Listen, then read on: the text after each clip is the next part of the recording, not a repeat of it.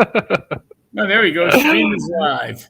Hey, we did it. We're live. Everybody, what's up? Welcome to another episode of Chewing the Fat. And this one's going to ruffle some feathers. This one's going to break the YouTube barriers. We're going to break down the walls because people are chomping at the bit to hear what this guy has to say. And I'm ready. he's ready. I'm ready. And Joel, thank you. Thank you. Thank you. When I announced that you were coming on the show the other day, like right away, my phone and everything starts blowing up. And believe it or not, yes, the fans are excited and happy, but the workers, the old TWA crew, the early ECW guys, were messaging me and telling me how happy they are that you're coming on. And the general consensus is that we all love you, Joel, and we want you to know that. And we truly are thankful for everything you did for us. Well, I always tell everybody I'd rather be seen than viewed. So there you go. Okay. So I'm ready. I'm ready. Whoever wants to talk to me, I'm ready. Oh boy! Oh boy! Oh boy! There's so much to talk about. You ask, I answer.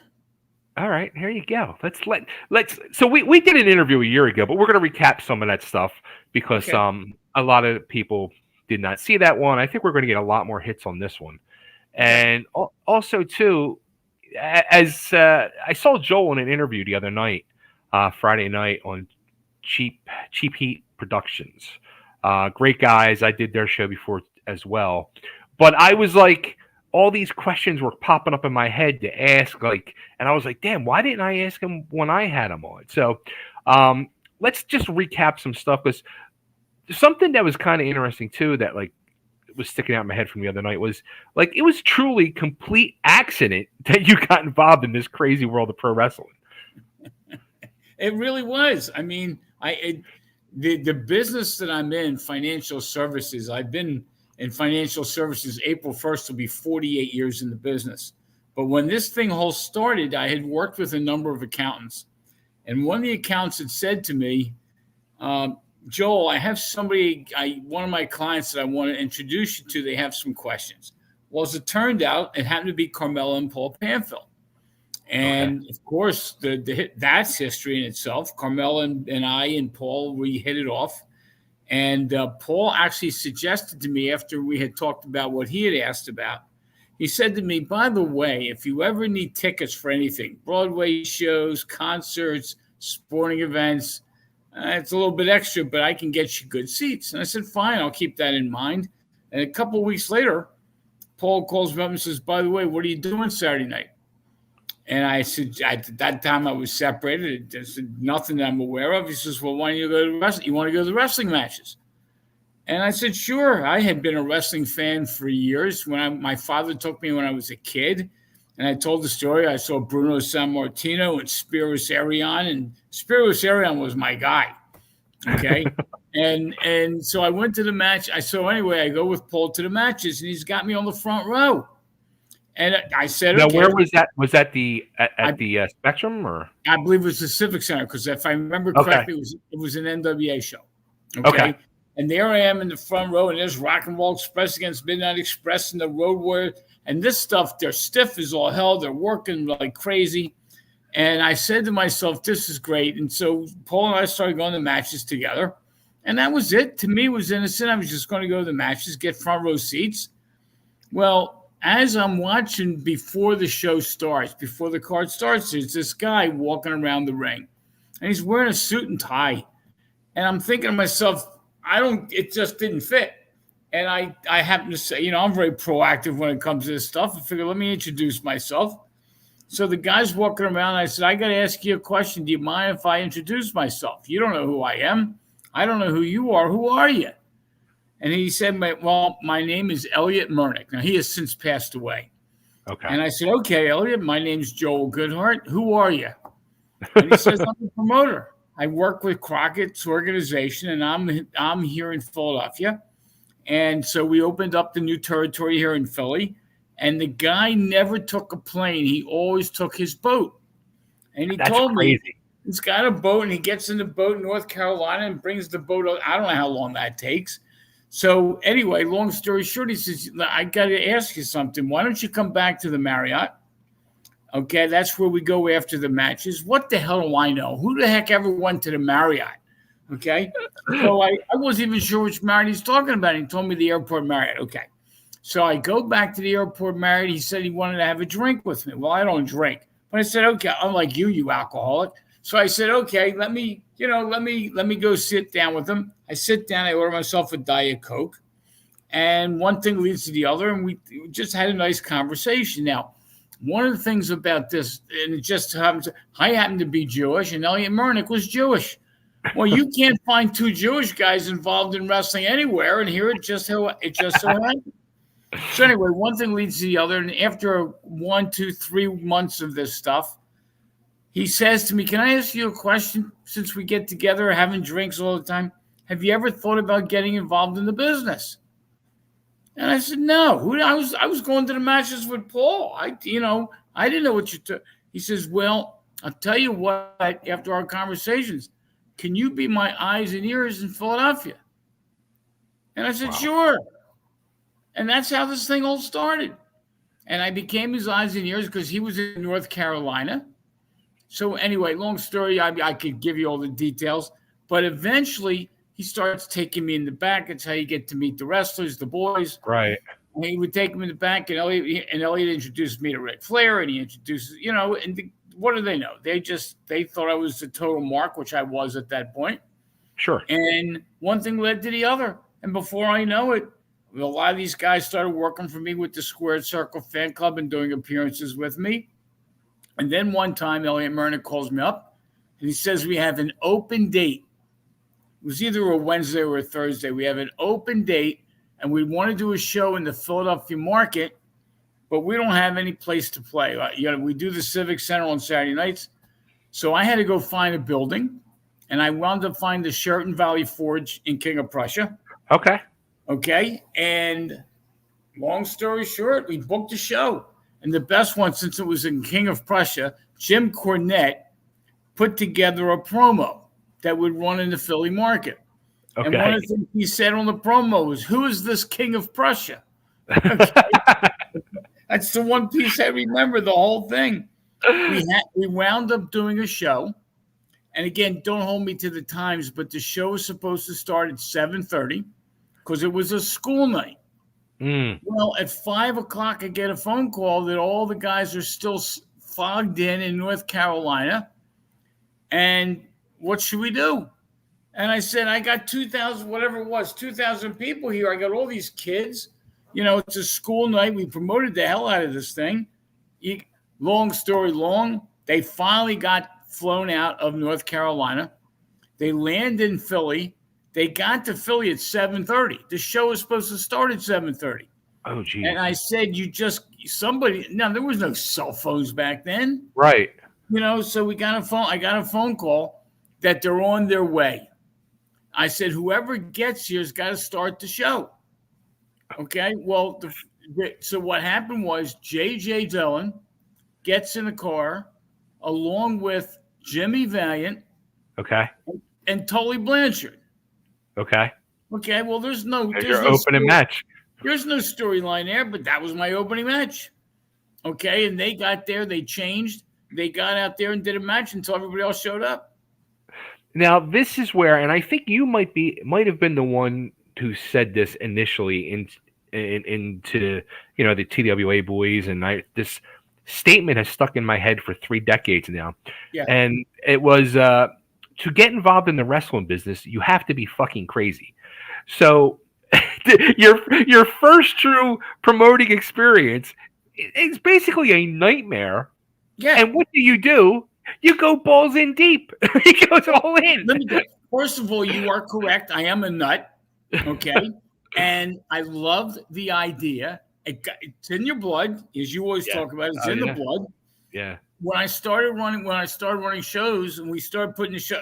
I mean, before all this happened, when Carmel and I did our first show, because Dominic DiNucci and Carmel were very tight, and Dominic happened to say to us, "Did you guys ever think of running a show?" And Carmel and I looked at each other like, "No." Well, we did a show in the Jannetty High School gym. If you remember, you remember the area in the Jannetty High School. Yeah. It's a high school that if you don't know where it's at, you can't get to it. Okay. Right. Anyway, we wound up having about 125 wrestling fans. Our main event was Dominic DeNucci against the Mighty Igor. Now, by the time we had that show, Dominic DeNucci was at the end of his career. Mighty Igor was 10 years past that. Okay. Right. And nobody, again, if you weren't a wrestling fan, you didn't know who they were. But on that show, I had Shane Douglas, because Shane Douglas was a student of Dominic DeNucci's. Now that's crazy. When I heard you the other night, I was blown away by that. Yep, and every time I see Shane, which is not that often, but when he comes to the icons that Rob Feinstein has or what have you, we sit and talk about it, and he remembers being on the show. He remembers more details about the show than I do. Okay, but yeah, Shane Douglas, he wasn't wrestling as Shane Douglas at that point, but he was on the card. Yep. And again, once we got into it, what was interesting is even though we had 125 give or take people there, the nut in me saw the opportunity. Okay. And one of the first shows that we did on a bigger level at the Sheraton Valley Forge, my main event was Abdullah the Butcher against Bruiser Brody. Okay. Think about that one. Okay. And I don't know about you, but when you get in the business, even from a promoting standpoint, if you get the Bruiser Brodies and Abdullah the Butchers and you watch some of the matches, you gotta want to be in. Yeah. Okay. Now, is that under NWA banner? No. That was an independent card. Okay. We did the NWA show, and then Sheraton Valley Forge wanted me to run some more shows. Okay. So now it was independent cards. And when you had Bruiser, and don't even ask me how I got those guys. Okay. I have no clue other than obviously I paid them. Okay. Right. I don't remember how I got to them, but that was the main event. Okay. And when you have a main event of Bruiser Brody and then if you do the NWA show and there's Rock and Roll Express and the Midnight Express. Now the show that I had at the Sheraton Valley Forge, Ric Flair was not on it. So it was kind of like a B show, one of those B shows. But I'm in the back, and I'm with the boys. Mm-hmm. And one thing leads to the other. And then, and it's funny because the one thing you learn about wrestlers is they're looking for, especially on the independent circuit, they're looking for paydays. Absolutely. Okay, and they want to make sure your check's clear. Mm-hmm. Okay, and I told the story the other night on Cheap Heat. I told them the story about my first show that I did at Temple University. Mm-hmm. And this was a great story because Temple University, I had the Junkyard Dog against Paul Jones on the card. Okay. And I thought because Temple University was in an urban area, let me at least get Junkyard Dog on the card. Sure. And then it started to snowball, and I wound up having a match of David Sammartino against Larry Zbyszko. Okay. And David Sammartino's corner, I had Bruno. Mm-hmm. And on Larry Zbyszko's corner, I had Paul Heyman, Paulie Dangerously. Okay. Now, again, that was a pretty strong. What happened was in the back, in the locker room, everybody's hanging at the end waiting for their payday. You know how that worked. Mm-hmm. Bruno Sammartino says as loud as can be in the locker room. He had a plane to catch at the airport. Now, if you know where Temple University is, it's about a half hour from the airport. Yeah. Back in the day, you could walk right up to the plane. Mm-hmm. Okay. He says in front of everybody, "Hey, Joel, send me my check. I got to get out of here." He says that and he leaves. He instantly put you over. What that said to every wrestler in there is his check is good. Now, keep in mind, I got to Bruno through Carmella. And we had Bruno Sammartino and Dominic DeNucci at our grand opening of our store. Okay. So you guys actually started promoting these shows before the store, the radio show, the fan club, and all. Well, we start. In fact, I'm not exactly sure the independent show that we started. The first one was because we had a store, and what actually happened was we had, if I remember correctly, we had Bruno and Dominic at the store. And that's when Dominic asked me and Carmella how about thinking about running a show? I mean, I didn't know Dominic at all. It was Carmella. I mean, Carmella knew them. So and again, he was itching for a payday. It's crazy that, I mean, we're talking mid-late 80s that you guys were doing this. Yeah. And who would have thought then there was going to be a pro wrestling store? Now it's like a common occurrence. Like there's one in every freaking city now. But, you guys were so ahead of your time. We were so ahead of schedule. The Squared Circle was the name of the store. Okay. Now, where was it? It was in a place called the I-95 Marketplace, which is no longer there. Right. I remember it. I remember the name of it. The reason that it worked for me, not so much as Carmel, with me is I have a full-time career. Right. Well, the I-95 Marketplace was open Friday, Saturday, and Sunday. Okay. So I was able to work around my schedule. Now, Carmella at the time, she was a full-time mom. So she was working around, and that's certainly a lot more important than my career. And so Paul was kind of in behind the scenes. Paul was never one that wanted to be out front. Carmella and I were eating it up like crazy. And what was weird was when we started the store, true story, when we started the store, I'm not retail. I have no clue what I'm doing.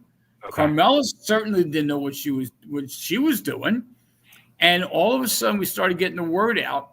And then we found out the wholesalers that would sell you the posters and the magazines. And one of the things that we tried to do was try to have everything. This store was no bigger than a closet. Okay. But we wanted to, anyway, people started coming to our store, and we had a TV set. It was a regular TV. It wasn't a 55-inch high def because there was no such thing. And we would run tapes. Well, we would run tapes that nobody would know of. People would sit now keep in mind, the store was open from like 8 o'clock, 9 o'clock to 5 o'clock, something like that. They would sit there the whole time. Okay. And the store that made the most money wasn't us. It was all the food outlets. People would go and grab slices of pizza. We were a draw. We were a draw. And the I-95 Marketplace was a bunch of, I call them schmatters. They sold a lot of junk. But our store was, oh my God. And it took off. And then I remember one time, Carmel and I each got dressed up as the Road Warriors with makeup. I mean, stupid stuff. Okay. And people would come and watch it was unbelievable. And it's funny because this is before the internet. This is before all this stuff. Oh my God. And then people used to come every weekend. They were there all day, every weekend. They'd open the store with us, close the store with us. Then one day, just to take it a little step further, somebody comes in the store by the name of Roger Crone, who has since passed away. Okay. Roger Crone comes in and he says to me, or to Carmella, I can't remember who he said, "Did you guys ever think about being on the radio?" And I'm looking like, no, who the hell ever thought of that? He says, "Well, I'm a sales rep," meeting him. "I'm a sales rep with WTTM in Trenton." Okay. And because we were in the I-95 Marketplace, we were actually in Trenton's, where the airship was. Mm-hmm. So we said, let's try it. So we decided to do Saturday morning, I think from 7:30 to 8, so that we What a horrible time, by the way. But we would do that and then go open the store. Okay. Okay. And keep in mind, I don't have time. Carmella certainly doesn't have time with the baby. This is crazy. We decided to go on the radio. We start on the radio, and the signal is Trenton, New Jersey.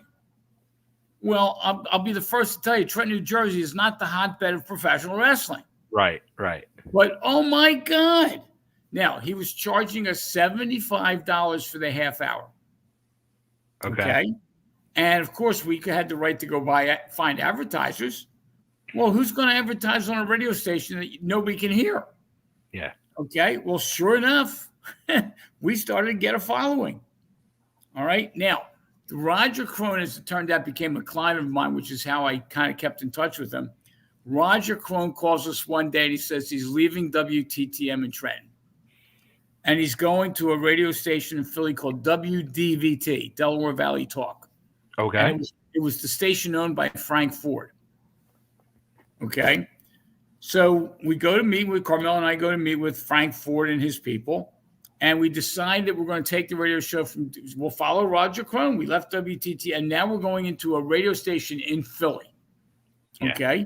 And it was based in Society Hill. Okay. And unbelievable. So we do Friday nights and Sunday mornings. Oh, you did 2 shows? We did 2 shows. Okay. Oh, shit. Okay. Now, the Friday night show, we were on until the air signal died. The way it was just, we were on till sometime 7, and then all of a sudden done.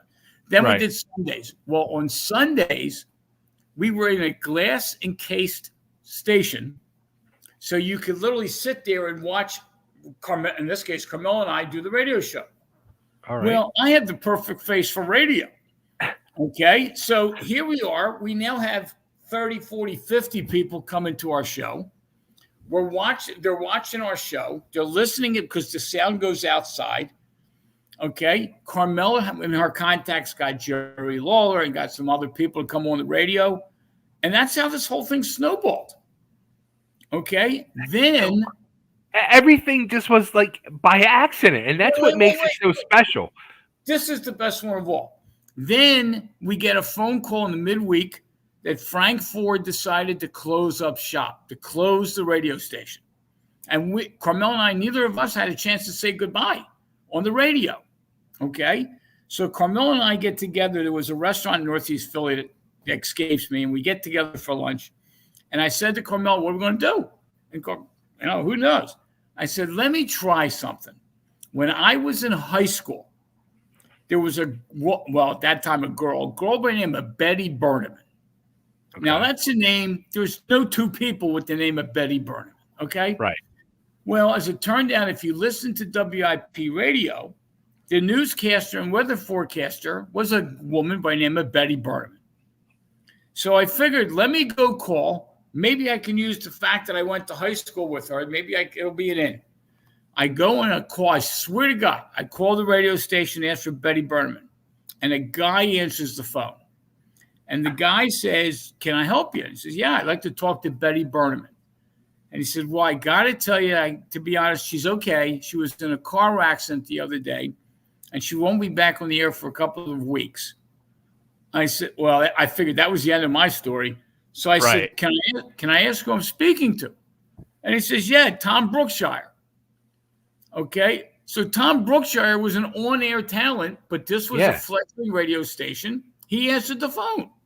So I said, well, you're not going to know who I am, Tom, but my name is Joel Goodhart. And he says, Wrestling Radio.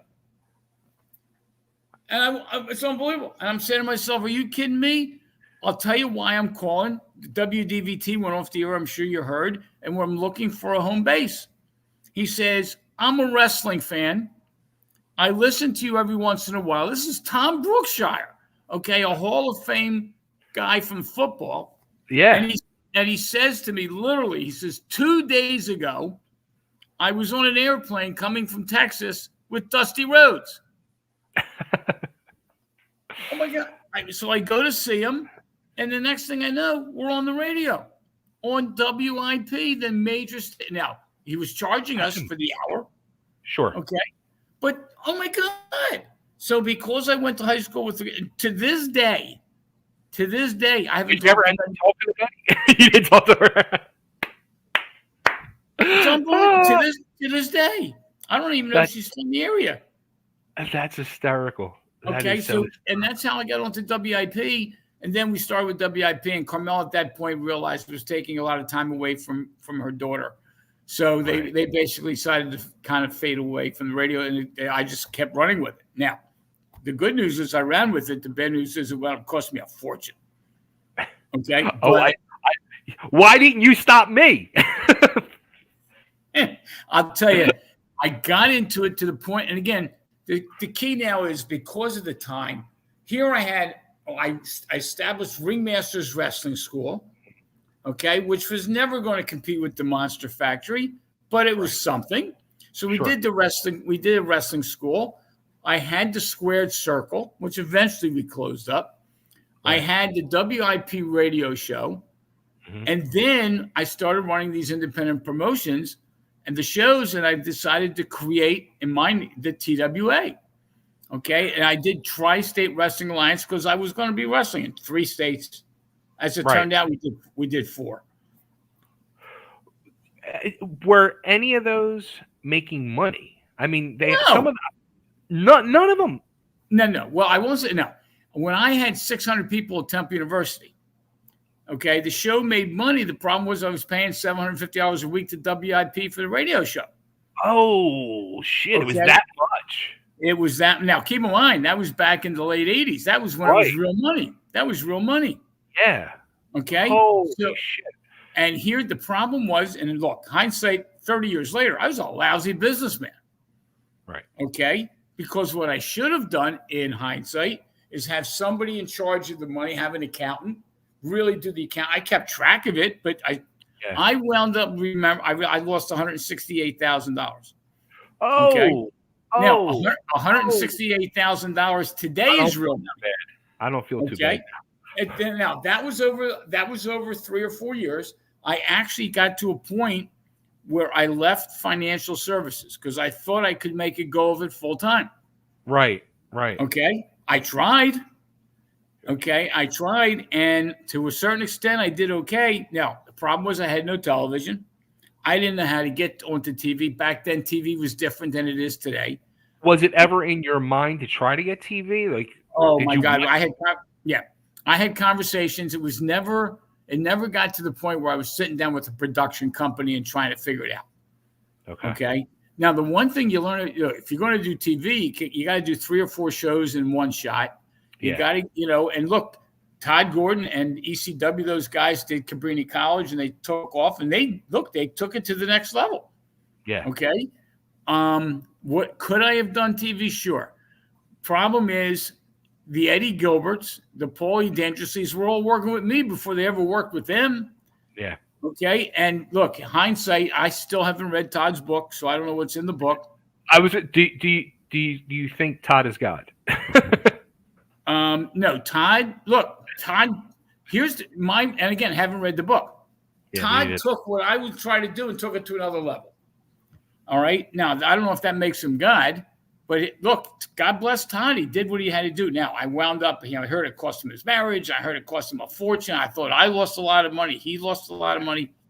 At some point, I'm going to read the book. Well, here's what I do know. If you look at, now, keep in mind, I never, to this day, I have not watched a single ECW show. I haven't bought the tapes. You didn't keep tabs on things? You didn't know things were blowing up? Nothing. January 18th of 1992 when I went off the radio. Okay? Until Mike Tartaglia called me in 2009. Right. I did not watch a single wrestling show at all. Didn't buy a single magazine at all. Did not take any of the newsletters. Nothing. I walked away. When I walked away, I turned my back to it all. And yet, you have to. Like I did. Like when I closed up in 2002, I did the same thing. Because I think I think we're very much alike. If you're seeing it, you want to get fucking involved. Yeah, you have to turn your back. And it's funny. The reason I bring this up. Yeah, you asked me if Todd is God. I don't know. Okay. I've seen Todd twice. Okay. One time I saw him at a convention. Yeah, I got a picture with the 3 of us together. The 3 of us took a picture. Yeah. And then another time I saw him at Icons. Okay. He was one of the Icon tables. Now, here's what I do know. The ECW would have never existed without TWA. Absolutely. Okay. Bob Ortiz, who was the ring announcer, was a ringside seat. He sat in front row on all my shows. Mm-hmm. And in fact, I took care of Lex. Lex got the hell with Bob. I took care of Lex. Okay. Yeah. And Bob and Lex were each of my shows. Eventually, Bob became an investor in TWA, which that was a mistake. Todd Gordon obviously came to me through Variety Club, and he was an advertiser on my show. Right. Okay. So all the ECW stuff happened because of TWA, and if you go to YouTube and watch some of my old matches, there you see Bob Ortiz on ringside, There you see people who have become wrestlers sitting ringside. There's the hat guy. There's Vladimir. There's all the hardcores. They're all there. God knows, I had people flying in, driving in, busing in from New York. John Arezzi from New York, he used to have bus trips coming down to my shows. I mean, what we accomplished without TV is unbelievable. Oh, absolutely. Absolutely. Now, let me ask you this, because I don't know if you've gone through, if you go through like the rabbit hole of YouTube, people's done interviews with Todd, and there's interviews with Todd, and I've been watching, and he talks about you, and he said the way you would book your shows, which I never thought this. He said the way you booked your shows was you would look through a wrestling magazine and say, all right, I want this person, I want that person, and you would find your talent. No, I'll tell you, it wasn't that drastic, although I'll tell you, I read the magazines, okay? Right. The one thing, I was the total mark. I was a wrestling fan. I used to watch some old tapes, and one time I remember seeing exotic Adrian Street against Jimmy Valiant. And that was Georgia, okay? Yeah. And I used to love the Southern matches, Georgia wrestling, Florida wrestling. I decided I wanted that match on my card. Right. Now, I can guarantee you not one person bought a ticket because of that match, and that was part of the problem, okay? I had a match. I get a hold of Adrian through Austin Idol, okay? I get to Adrian Street, and I talk to him, and Adrian tells me flat out he doesn't come north of the Mason-Dixon line. Okay, so that eliminates me. That's not going to happen unless I do a show in Maryland. All right. Well, that doesn't stop me. I find out, and again, unfortunately, he passed away, so I won't tell the story. But there was something that he thoroughly enjoyed. We'll just leave it at that. Okay. And I found out somebody in Pittsburgh did the same thing. All right. So I call Adrian up and I said, tell you what we're going to do. I want you to meet this guy in Pittsburgh. I'll fly you into Pittsburgh, and then you'll drive to Philly. Okay. That's how I got him on the card.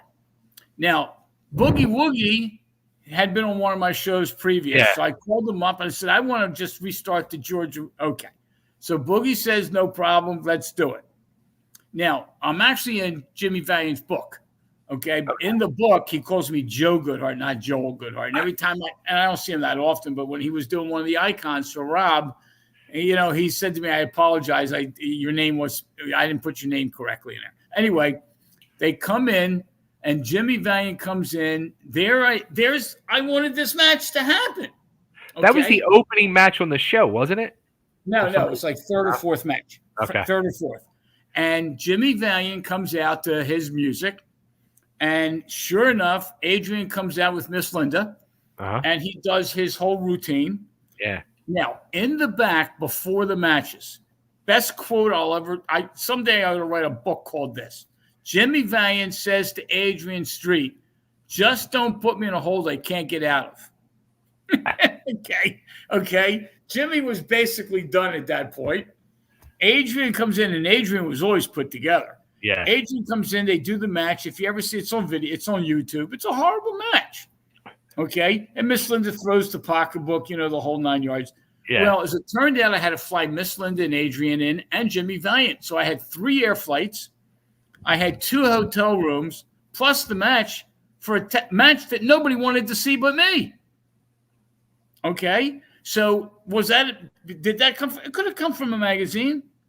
But when I looked, I'm telling you, I knew enough about what was going on. I mentioned in the podcast yesterday, my goal was to take the best of Memphis, the best of Florida, the best of Georgia, the best of the Pacific Northwest, the best of world class. Okay. And that's what I did. And I took the best of all. I mean, why was Austin Idol on my shows? All right. Aside from the fact that the guy's a tremendous worker, he doesn't sell any tickets up. He didn't sell any tickets for me. No. Okay. But you want to know something? The Terry Funks and, the Jerry Lawlers sold tickets for me. Right. Curry Von Erich sold tickets for me. Sure. Kevin Von Erich didn't sell me a single ticket. Chris Adams didn't sell me a single ticket. So I had a load of talent. Yeah. That wasn't going to make me any money. Okay, and that was the problem. In hindsight, my shows were stacked with the big shows were stacked with talent, but the best part of the shows was the local talent. All right, and that's why I'm picking up on what you're running with. You give me Johnny Hotbody, Tony Stetson, Larry Winters at that point, then DC Drake, and then add into that the Chubby Dudleys of the world and the Rockin' Rebels and the Jimmy Jannettys and the Clint Osbournes. Oh, we can kick Rebel the fuck out of there.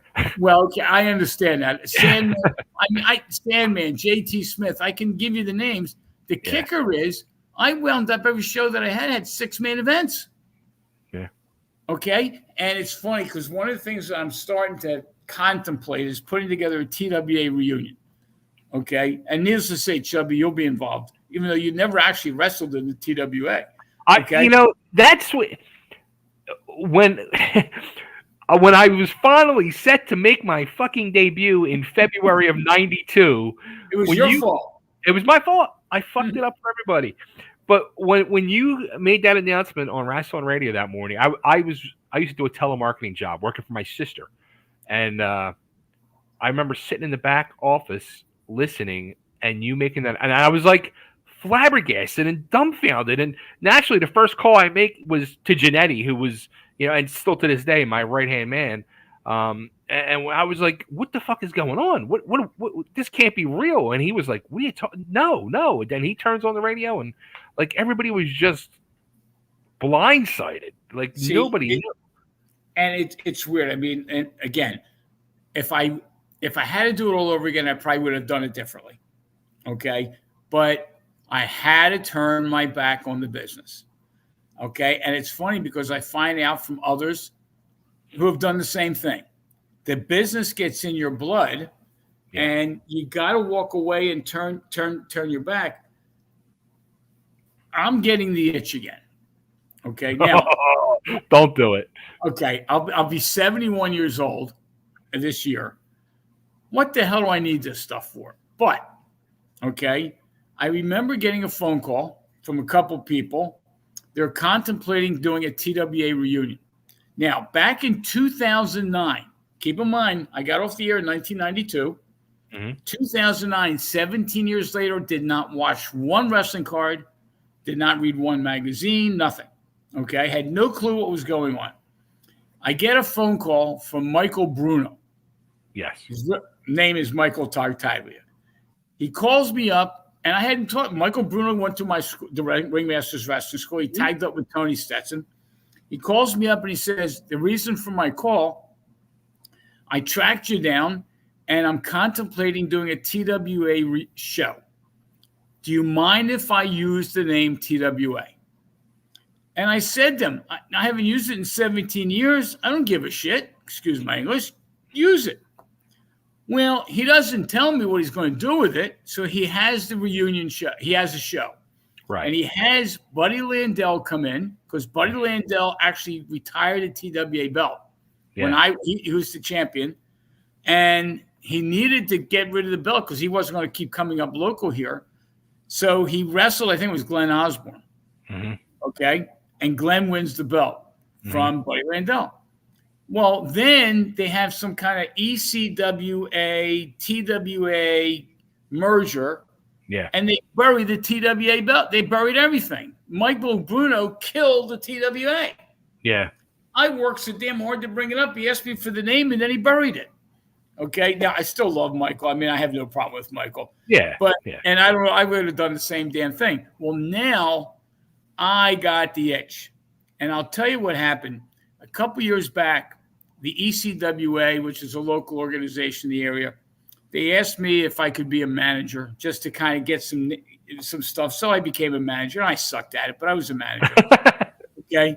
And it was great to just be ringside. Now, unfortunately, I've had a health history over the last couple of years, and I'll never be ringside again. But I'm telling you, I saw matches between the two local wrestlers, Breaker Morant and Chris Wilde. Okay. Those two guys would have been my DC Drake and Larry Winters. Those matches that those guys did were phenomenal. All right. And I know Breaker's still doing. I know Chris is still around. I'm telling you, if I got involved with a TWA reunion show, my main event, I'm telling you right now, it's Chris Wilde against Breaker Moran. Well, isn't there a TWA show? I could have swore I heard something a few weeks ago. There's rumors all over the place. Okay. All right. I know that Michael Bruno's been contemplating it. I know Breaker's been contemplating it. I'm telling you, if I was involved, and God knows they may not get me involved. If I was involved, I would get all the TWA guys. Now, not in the ring, because at this point, Johnny Hotbody, Tony, I want to remember the guys from when we did it 30 years ago, okay? Yeah. But there's enough guys. I can get a hold of Jimmy Jannetty because I know he's still involved. I can get a hold of DC Drake. I saw DC about 3 or 4 months ago up in Rhode Island. He got inducted into the New England Professional Wrestling Hall of Fame, and I went up to see it because he was there for me. I wanted to be there for him. I know that Johnny Hotbody's around. I know that obviously Larry Winters is gone, but we can get all the guys, Glenn Osbourne's. My guess is JT Smith I lost touch with. I had his calls in Virginia. Now he's not returning calls. I don't even know if that's still his phone number. I've been given 2 numbers, and he doesn't respond to either. Well, and I can give you the number I have just to see if it's the same number. But probably I got it. One of the numbers I got was from Bruno. Well, no, I got this from JT. And he came to one of the Icon shows. Okay. And at the Icon show, he happened to tell me that his doctor basically said he had 11 concussions, and the doctor said, you better not have a 12th. And that's how he got out of the business. But theoretically, if I got the word out that we're having a TWA reunion, I think enough of the guys had positive responses that they would come for the show. They would be there. I'm picturing, I swear to God, I'm picturing that a Breaker Moran, Chris Wilde match with Tony Stetson in one corner and Johnny Hotbody in the other, acting not as managers because they don't get involved, no bumps or anything. Yeah. Just to be there. Then I'm picturing I had the matches that I had with Sandman and JT Smith were as good as they got. Okay. And I would love to have those 2 guys in corners and have 2 local wrestlers. Okay. And get the right wrestlers. I want the best of the best. Okay. Yeah. And if I'm involved, to me, I know this sounds crazy. I think it should be held at the 2300 Arena, okay, because Johnny Hotbody got that building, okay, and I think that building itself has a reputation, all right, and then if somehow or another all the people that have had some success because of what we did, I mean, even Rob Feinstein, okay, Rob's got a bit, he's still in the business doing what he's doing, yeah, okay. I threw Rob out of one of my buildings. Okay? Curry Von Erich was coming. No. Rob was a kid. Okay? Curry was signing autographs, and he just goes up and he rings the bell. Like the whole world stops because they thought the matches were going to start again. I threw him out. Okay? But my guess is if I got involved and I asked Rob Feinstein to be involved, he would be involved. Okay? I know you would be involved. I could just go down. I'm telling Glenn Osbourne, I know would be involved. I don't know if Sandman would do it, but I would love for him to be involved. I could go down the list of people that we worked with. And all I know is too, and I've started saying it. And you mentioned it the other night. And I've been doing as many podcasts that will have me on, and I'm promoting my channel, and I'm promoting the fact that it is fucking deserved and should happen, and I want to see this banner raised in that arena. Yes, you guys didn't have anything really truly to do with the happenings over the years of the arena, but you guys were the foundation, the groundwork that set the path of what happened to the future of wrestling in Philadelphia. You guys are the godfathers of Philadelphia fucking wrestling, and I want to see a banner with Johnny Hotbody, Tony Stetson, the legend himself, Larry Winters, DC Drake, and you, Joel. It should be every person that comes through those fucking doors of that arena, they should know you 5 guys. Everybody walking through that door, they would not walk through that door if it wasn't for you 5 guys. Yeah, and it's funny. I know you took up this whole challenge with the banner, and I don't know if you're getting any responses from anybody, positive or negative. Clearly, hindsight is always 20/20. Yes, we focalize. We put the vision together. Now, keep in mind, DC Drake, Larry Winters, Johnny Hotbody, and Tony Stetson were there way before me. Yeah. Okay. Yeah, I took them to the next level. I mean, okay, there's no question. But I'm telling you that there were people before me. Yeah. There are obviously tons after me. Mm-hmm. But clearly, we set it all on. The whole Attitude Era started with us. Okay. And we don't get enough credit. And the fact that you've taken this challenge to get that banner up, again, don't know if you're getting positive or negative reaction to it. You're right. The 5 of us, and I think you can even add more. You can, we were able to get this. Think about this one. My referees were John Finnegan, okay, Joe Zanoli, Jim Molyneux. Joe Zanoli is still in the business, working with ECWA. Jim Molyneux is still doing appearances. John Finnegan is still refereeing. God bless him. Yeah. Okay. The ring announcing that I had was myself, Todd Gordon, who went on to do ECW. Okay. Bob Ortiz, who was the ring announcer for ECW. Okay. All that stuff started with us. Now, my wrestling school was taught by Larry Winters and Ron Shaw. Mm-hmm. Ron Shaw, I have no clue where he's at. I've tried to track him down. I know his real name. I keep tracking, go on Facebook. I'd love if we ever did a TWA show, I want him there. Okay, I don't know if he's still around, still involved, whatever. Obviously, Larry passed on, and Larry's sons are in the area. And somehow or another, if we were going to do anything, I'd get one of Larry's sons to be there. They should be there. Larry was my booker. None of this would have happened without Larry Winters. Exactly. Okay. I sit back.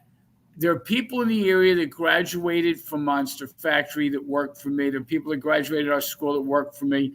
There's a guy, one of them I'm seeing him this coming Saturday night up in Reading. I happen to do some shows, not wrestling shows, but entertainment shows on the side of wrestling. Other than wrestling, I have a company called Friendly Heart. I had Blackheart was me, wrestling-wise. Friendly Heart is my promotions, and then there's Goodhart. So I'm tripolar. I tell everybody I'm tripolar. But anyway, I'm going to say one of the security guards in the building in Reading is a former wrestler. Okay? Jeff Gripley. Yeah. So I'm going to see him. I'm seeing him Saturday night because I'm doing a show at the building that he's at. Well, there's enough people around that I think we can get some of the old school. We can get some of the new school. Like I said, in my mind, assuming I can get the Breaker Moran against Chris Wilde, I would put that match anywhere. And I would do, if I ever got back into this stuff, I'd do a program with those guys. I could build a whole promotion around. Okay. Wild. Okay. So, and it's wild and no pun intended. Literally. Yeah. Well, go ahead. One thing I wanted to do was, again, I was saying, Hotbody called me yesterday, and we were talking when I told him you were coming on, and he just over and over, he just kept saying, please tell Joe I love him. Please tell him I love him. And I said, really, truly, that early TWA core group, we were truly like family. So I thought it'd be nice to bring somebody on here to hang out with us that I know you haven't talked to in a while, and I'm in touch with all the time. And if it wasn't for you, I wouldn't have met this guy. And he's truly family to me. The one and only Jimmy Jannetty. All right. Gentlemen. There you go. How are you doing? I am good, Joe. How are you? Well, health-wise, I'm in good shape. I have my issues, no question. I'm sure you know the story. I have my issues. But I feel great. On a scale of 1 to 10, I feel like an 11. Wow. and I feel good enough to think about doing this shit again. Somebody should chair shot you and knock you back to sense. So are you down in Florida? I am down in Boynton Beach area, West Palm Beach area. Cool. God bless. That's great. I'm telling you, if you watch some, I don't know if you get a chance on YouTube to watch some of the old videos. And Occasionally, yeah. There's some videos from Jimmy Jannetty. Well, at that time he wasn't Jimmy Jannetty, but he was working security for me at the Temple shows. And the one match I had with Paul Orndorff, he was the guy that brought Paul Orndorff out. Okay, and Paul Orndorff followed Jimmy to the ring. Okay, so but that's the story from all the matches that we did, even using Jimmy as a classic example.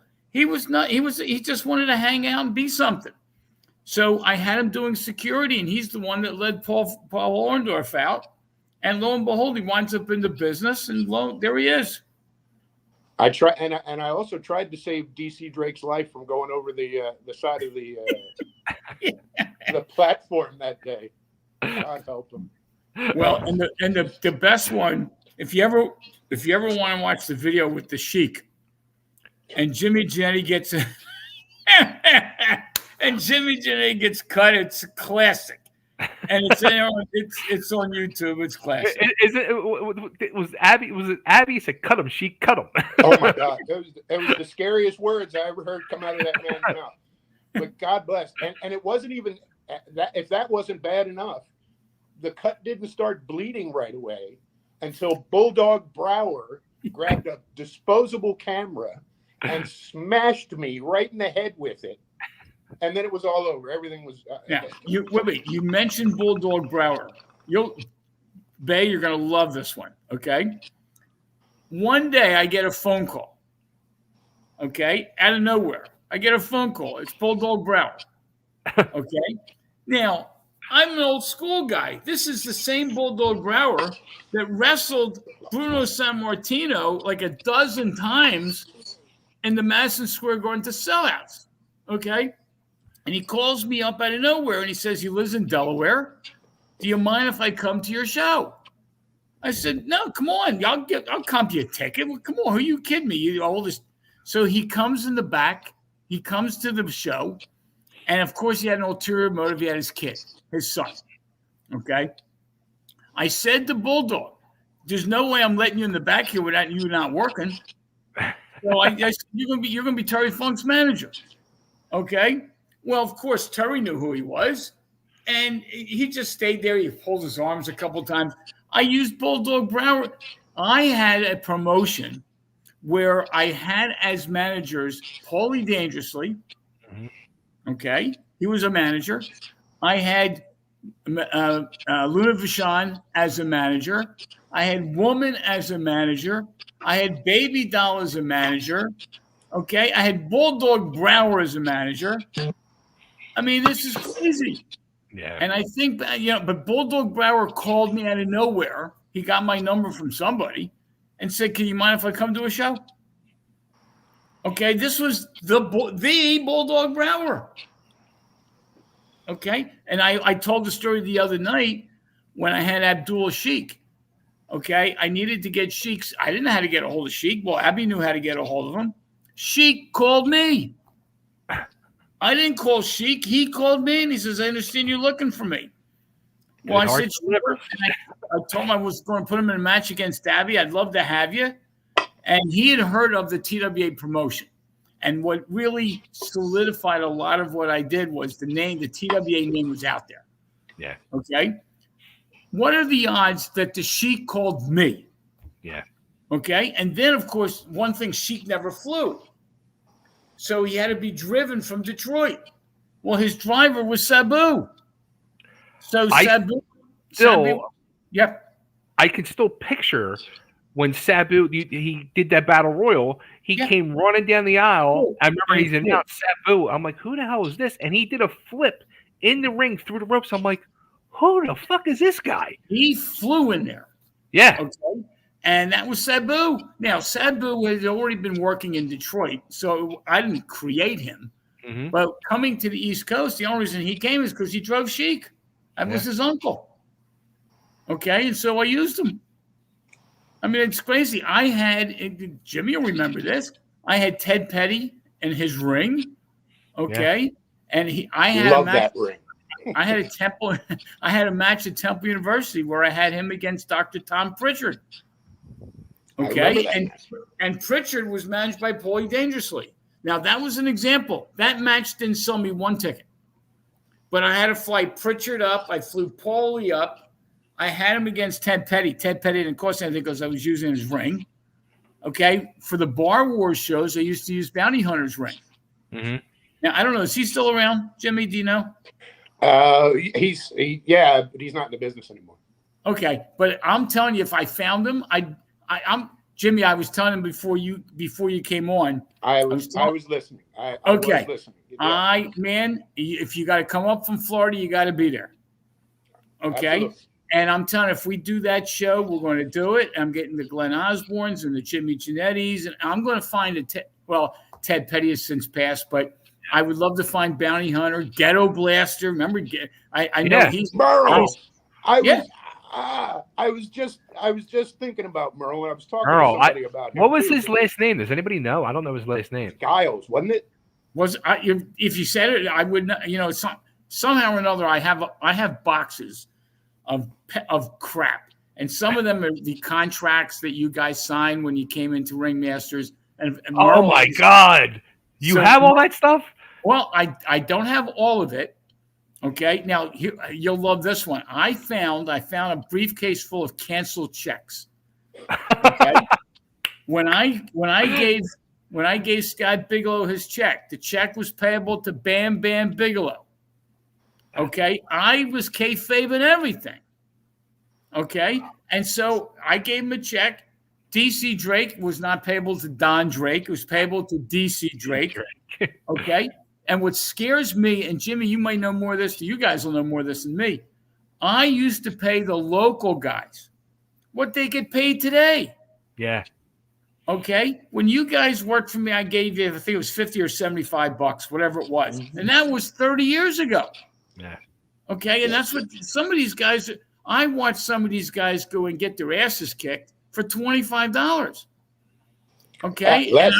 Yeah, I was paying you guys $50 or $75.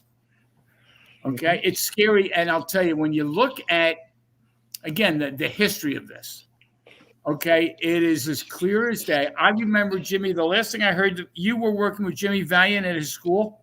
Yes. Okay. Yeah. What were the odds that 30 years ago, the guy that was working for me to bring Paul Orndorff out is working with Jimmy Valiant at his school? Well, then he ended up working, once he was down in Florida, he was working with Gangrel and running, training his students. Well, and Gangrel, I still talk to him on Facebook, okay, because he obviously worked my shows. Yeah. And even I mentioned before with Jim Valiant, when he wrote his book, in the book he calls me Joe Goodhart instead of Joe. Okay, and I saw him at one of the icons that Rob Feinstein had, and he apologized that he missed. I can honestly tell you that book was not professionally edited. Okay. The editor of his book is his wife, Angel. Bless her, and she's the most wonderful woman in the world. And both of them treated me like their grandchild. It was a great experience. And I would not have met Jimmy if not for you, if not for that show. It's unbelievable. And it's the ripple effect of whatever. And again, I wish the hell I knew what I was doing. The ripple effect of everything that we did to this day. I mean, here I got out of the business. Crazy, isn't it? In 92. This is 32 years ago. Yeah. Okay. Well, I got hold of somebody. I think did I tell you? I don't know if I told you, Joel, but I got hold of somebody the other day. We've been texting all week, and he's told me tidbits, and I'm hoping he's going to be my next guest on the show. So I'll make the announcement now. But Stevie Wonderful, Steve Truitt. Okay. And he was just telling me yesterday when I told him you were coming on. He's like, tell Joel in my basement I have all the old tri-state merchandise and everything. He's like, that was my job to have. He's like, then wait. He goes, wait a minute, don't tell him because then I have to go dig it all up. Well, it's funny. I have not talked to Steve 32 years. Okay. Yeah. And in fact, I saw your show with Jay Sully, and Jay Sully started talking about Steve, and Steve disappeared. Yeah. Okay.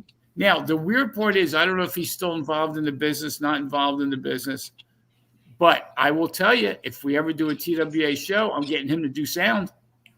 And it's funny part, he sucked at it. If you listen to some of the music, Jim Cornette comes out and the music stops. He sucked at it. But you wanted something? He offered to do it, and he did it. Oh, that's funny. Unbelievable. Do me a favor, so when you do talk to Steve, tell him I said hello. I will. I reconnected him and Jay Sully. They're in talks, and yeah, Steve. I don't know the name of the restaurant, but he owns a Mexican restaurant in Manayunk. That's right down the road from me. I mean, I'm in Bluebell, so it's 10 minutes away. Yeah, there can't be that many Mexican restaurants, right? So, all right. So I have a couple questions that I really have to ask you, Joel. So, as TWA's winding down, and you're starting to realize what you have to do. Was there anything that you could have did to save it? I mean, because the one thing that I always wondered was, because Todd was one of your backers, one of your a small backer. Backer. He had given me $15,000. Okay. Could you have turned around and offered him a partnership of something? Do you think? Yeah. Because I know he said, kind of almost like he said to you, like, well, what are you going to do? See, here's the problem. And again, I was my own worst enemy. I'm as clear as day. Yeah.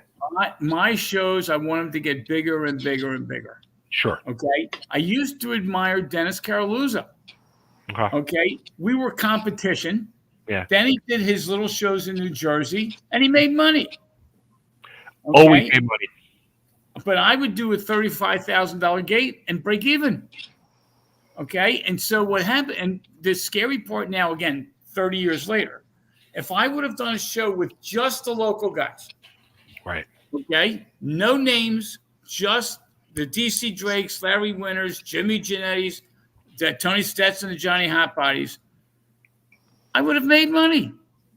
Now I couldn't do the show at the Civic Center, and it would have to be a bar. You want to know something? I created Bar Wars. Mm-hmm. Okay. When we did those shows, were the greatest. Yeah. They were fucking, excuse my English, they were awesome. Yeah. Okay? If I did a show every week at Bar Wars, I could have made money, but that's not what I wanted to do. And again, I was my own worst enemy. I tell people, I was a wrestling fan. First and primary, I was a wrestling fan. Okay? And I wanted to create where, I'll tell you a classic example, when we had the dog pound against the Blackhearts. Right. Okay? And if you see that video on YouTube, that match was 95% of it was outside the ring. Mm-hmm. Those guys killed each other. Mm-hmm. When the Blackhearts won the belts, that took us to another level. Yeah. Because the Blackhearts were I would consider them my talent. Yeah. Okay. And Luna Vachon was one of our managers, and Luna is the one that called me up with the Blackheart gimmick.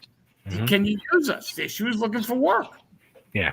Okay. And the problem was the three of them were in Florida, so it was airfares. It was crazy. Okay. But when Gangrel, he'll tell you the story. When they went out there, Larry Winters, my booker, called the shot. I didn't call the championship change. Larry Winters did. And when they won the strap, I was not aware they were going to do it. Okay? Wow. Total shock to me. Okay. And that was the relationship that I had with Larry. Okay? And he figured it out. He figured it out. He said, you know what? These guys are considered local talent. Okay? And they look the part. And the one thing you find when you do independent wrestling like I did, it's really tough to find guys that look like wrestlers. Yeah. Because if they look like it, they eventually move on and get to the bigger names. Sure. Okay, so you get a lot of guys. Jimmy's a classic example. Jimmy Jannetty, when he in his younger, never looked like a wrestler. Okay, he got dressed like one. He looked, but he was never the muscular guy. And he was, today if you're not 6'5" and blonde hair, you don't get hired. Right. Okay, so I mean, the one thing you learn is I could have done things differently, and I could have stayed in the business. But it's not, I still wouldn't have done it that way. Yeah. It's just like if I decide to do a TWA reunion show, I'm only going to do it the way I want to do it. And if the Jimmy Jannettys and the Glenn Osbournes and the Chubby Dudleys and they're not involved, I'm not doing it. And to be honest, I want to find JT Smith. I don't know if Sandman will do it, but Sandman, I want him there. Okay, he should be there. Well, he should be. In fact, I'd like to get Peaches there too. Okay, although I don't think that's possible. Okay, but there's so many guys.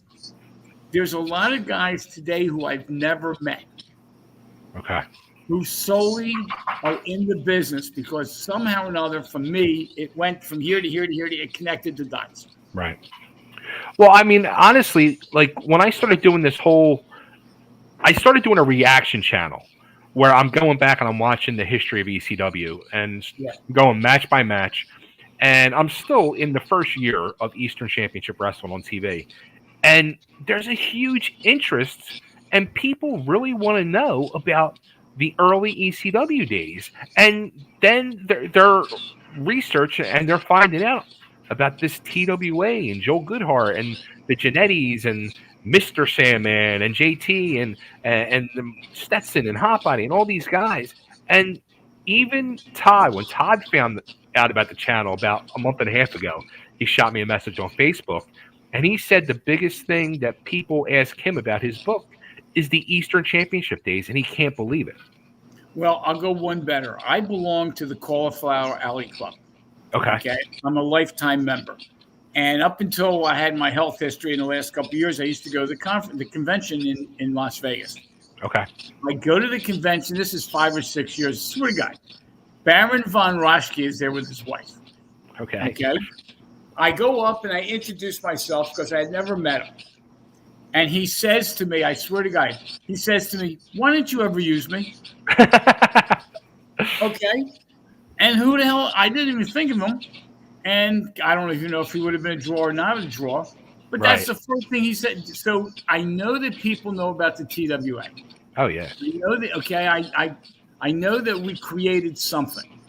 And those who are in the business know what we did. Okay? True. And most of them appreciate what we did. When I do, every once in a while, when I go to Rob's Icons, when he does the Icons in Philadelphia, and I start seeing people, that they come up and they thank me for what I did. Mm-hmm. And I love when somebody comes up and they want their picture taken with me or they want an autograph. Who the hell am I? Okay. But I suddenly realized that some people recognize what we did. Yeah. Okay. And that's their way of saying thank you in their own way. So we do it. All right. Well, let me ask you some of these things. You started touching on this the other night on Cheap Pete's show, and he didn't follow up on it. The Battle of the Nature Boys. Yeah. Now, as you were building this, at the time, I thought this was it. This was going to put TWA truly on the map, I thought it was going to be the groundbreaker. I thought it was going to kick down the fucking door. I had $1,000 worth of tickets sold for a show that was going to cost me $30,000. That was your pre-sale. You only had 1,000. There was no pre-sale. I was dying. There was no pre-sale. Okay, none. Now keep in mind, I had the ringsiders that had the season tickets. Yeah. But I had $1,000 worth of tickets. So I literally was going to lose $25,000 to $30,000 that day. And keep in mind, when this thing all started, I really thought I was getting Ric Flair. Okay? Because my original whatever was Buddy Landell against Ric Flair. Okay. That was my Battle of the Nature Boys. I never thought Buddy Rogers was going to wrestle. Okay? So here I'm trying to get Flair. I had the commitment from Flair. We had the number. He gave me a number. I said, fine. Okay. But then he signed with either WCW or WWE or somebody. Right. So it wasn't going to happen. So my original concept was I was going to have Flair against Buddy Landell. And then I was going to have Buddy Landell go over because Flair wasn't going to stay. I knew that was okay. And Buddy Landell was my champ. Right. So, and Flair, God bless Flair, that was what, and Flair would have worked with me. Then were you going to have Buddy Rogers involved at all in that? No, that was, and then Buddy Rogers would come into the ring. Okay. And challenge Buddy Landell. All right. Okay, that was my whole thing, and I was going to have Buddy Rogers as a referee at one of the previous matches, so he was in the building. Now, keep in mind, 2 or 3 shows before that, we had a show in Pine Hill, New Jersey. Mm-hmm. It was which somebody was asking about. Pine Hill Punishment. Yeah. Yeah, and we had a match of Dr. Death Steve Williams against Bam Bigelow. Okay. And the guest referee was Buddy Rogers. Right. Okay, so I had Buddy Rogers doing the guest referee, and I was going to have him on that card as guest referee, and then he would challenge Buddy Landell. Okay. And Buddy Rogers had said to me, I want to wrestle in the 90s because I want to be a wrestler in 5 decades, 50s, 60s, 70s, 80s, and 90s. Okay, so I said, fine. Now, when the Flair thing didn't happen, it was going to be Buddy Landell against Buddy Rogers. Mm-hmm. Okay. Well, again, I talked this story the other day on the other podcast. What happened was I'm saying to myself, okay, Buddy Rogers agrees. Took him 3 seconds to be in this match. Okay. And I brought it up to him. I didn't expect him to say yes. Okay. And I said, Buddy, here's what I'm thinking. We'll battle the Nature Boys, you against Landell. He says, let's do it. Now, he then starts training 2 to 3 hours a day. Now, again, when you know Buddy back then, Buddy was solid to begin with. Mm-hmm. Okay. Now, here's my problem. What am I going to do in this match? I'm going to have Buddy Rogers against Buddy Landell. What the hell am I going to do? Buddy Landell's my champ. Yeah. I can't make Buddy Rogers my champ and then retire the belt, although I could. Right. Buddy Landell comes up with the finish. Okay, this is what I wanted to know. Go ahead. Buddy Landell says, here's what we'll do. We'll do a match. He's an old man. I remember him saying that, so we can't wrestle too long. Tell you what we'll do. We'll go into the ring. We'll jaw with the crowd for about 10 minutes, and then we'll get the match started, and I want him to beat the living shit out of me, and I get pinned 1, 2, 3, and I'm dead in the ring. And I said, well, wait a second. You're my champ. Yeah. Understand, the one thing that you learn is the 4 Horsemen had the worst won and loss record of anybody. Yeah. Okay? You can lose and win. That's why all these new guys don't get it. They all think they have to be over. They got to be the champ. They got to wear the strap. Buddy Landell said, let him kill me. I'll lay in the ring. Let them take me on a stretcher out of there. But put him over. Okay? And then the comeback would have been, as it turns out, another battle of the Nature Boys, and Landell would win the belt back. Okay? I mean, that's how this whole thing would have played out. Bottom line is, I didn't sell more than $1,000 worth of tickets. And that show also had Benoit scheduled for it. Yeah. Okay? I had Dr. Death Steve Williams and Terry Gore. I had a show you would think would have sold the building out. And that's why I just said I'm calling, because now what I want to have happen is dead on the vine. The shows I wanted to put on wasn't going to happen, and I wasn't looking just to put on shows to put on shows. Good, bad, or indifferent. Like I said, I was my own worst enemy. Who did you tell that you were closing up? I don't remember telling any. The only person I remember telling, I had to cut off my phone because when I went off the air, everybody was going to try to reach me because I had my phone number. Yeah. I cut off my phone on Friday. Okay? I do not recall telling anybody. Now, Todd Gordon tells the story that I told him on Thursday. Yeah. I swear to God, I don't remember telling anybody. Okay? I don't remember telling anybody. Now, there's no reason for Todd to lie. So I could See, I have don't done it. I kind of like, because at that time, and Jannetty, you were with me. Like, we got the call. I think you got the call from Bob Artiste or somebody to be at the skating rink. Like, Yeah. I kind of almost remember, and I remember in like conversations with Bob over the years, Bob saying that he was never told or anything. He had no idea. I did not tell anybody, and in fact, I didn't even tell Larry Winters. Yeah. Okay, and Larry was my book. I mean, without Larry, I wouldn't have been anything. Okay, Yeah. I didn't tell Larry.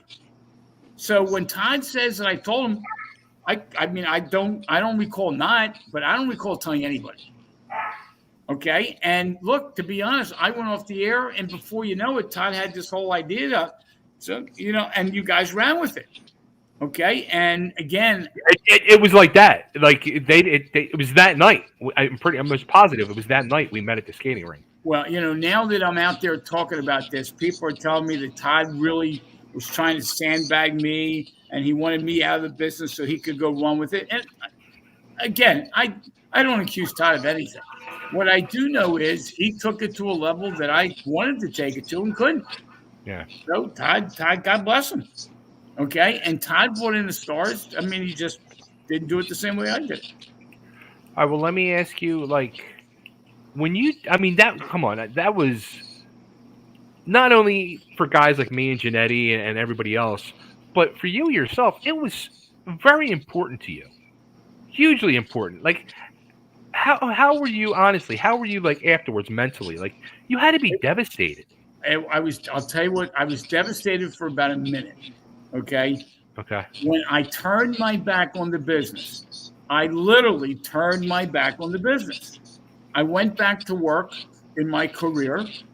And how was that? Like, 1 minute you're doing this, and then next you're back 9 to 5. Well, guess what? That's why I'm divorced twice. Okay. Okay. I turned my back on it because I didn't watch it on TV, because I didn't follow it. I mean, seriously, God bless Jimmy. Jimmy's on the camera here. I haven't seen Jimmy. We talked once or twice in the last 30 years. Okay, I turned my back. Okay, Chubby, I never saw you wrestle a professional match. No. I saw you train like shit, but I never saw you wrestle a professional match. All right, and I remember the time you couldn't do a flip, and Paul Orndorff's trying to get you to do a flip. And that was I mean, I was ready to quit the business. I was done. Like, my sister called you, and you were like, no, tell him he's not fucking quitting, to get his ass. That I remember. And I went up there, and you had Orndorff and Landell waiting for me. Well, see, and the funny part with that whole thing, the one thing, look, I knew I was never going to be a wrestler. Okay, physically I couldn't do it, and it just wasn't me. But every time I saw you get in the ring and try, you were doing something that I couldn't do. Right. Okay, and damn it, I was going to have you succeed, and obviously I did. Okay, and one time Paul Orndorff came into town the night before the show, and he wanted to go work out in the gym, so I called the gym up to make sure he could go work out. He went to work out, and then I said, "Come on, you'll come back into the school." And sure enough, I walk in the door with Buddy Landell and Paul Orndorff, and he's in the ring, and he can't flip for shit. And Orndorff decided to take it on as a challenge. Okay. Orndorff locked up with me, hip tossed me, and I can still picture his face. He looked down at me and goes, "Know what your problem is, boy? You're too fat." And he got out of the ring. And I was like, wow, all right. And it's weird. Of all the wrestlers that I worked with, okay, Paul Orndorff, and maybe I'm just blowing smoke, Paul Orndorff was the most well-conditioned, physically put together specimen. I had the Curry Von Erichs. Now, Curry looked great, but no, Orndorff could have killed him. Yeah. Okay? Orndorff, if you shook his hand, he hurt. It hurt. Okay? And I'm telling you, Orndorff was the guy of all the people that I had who was the most physically fit.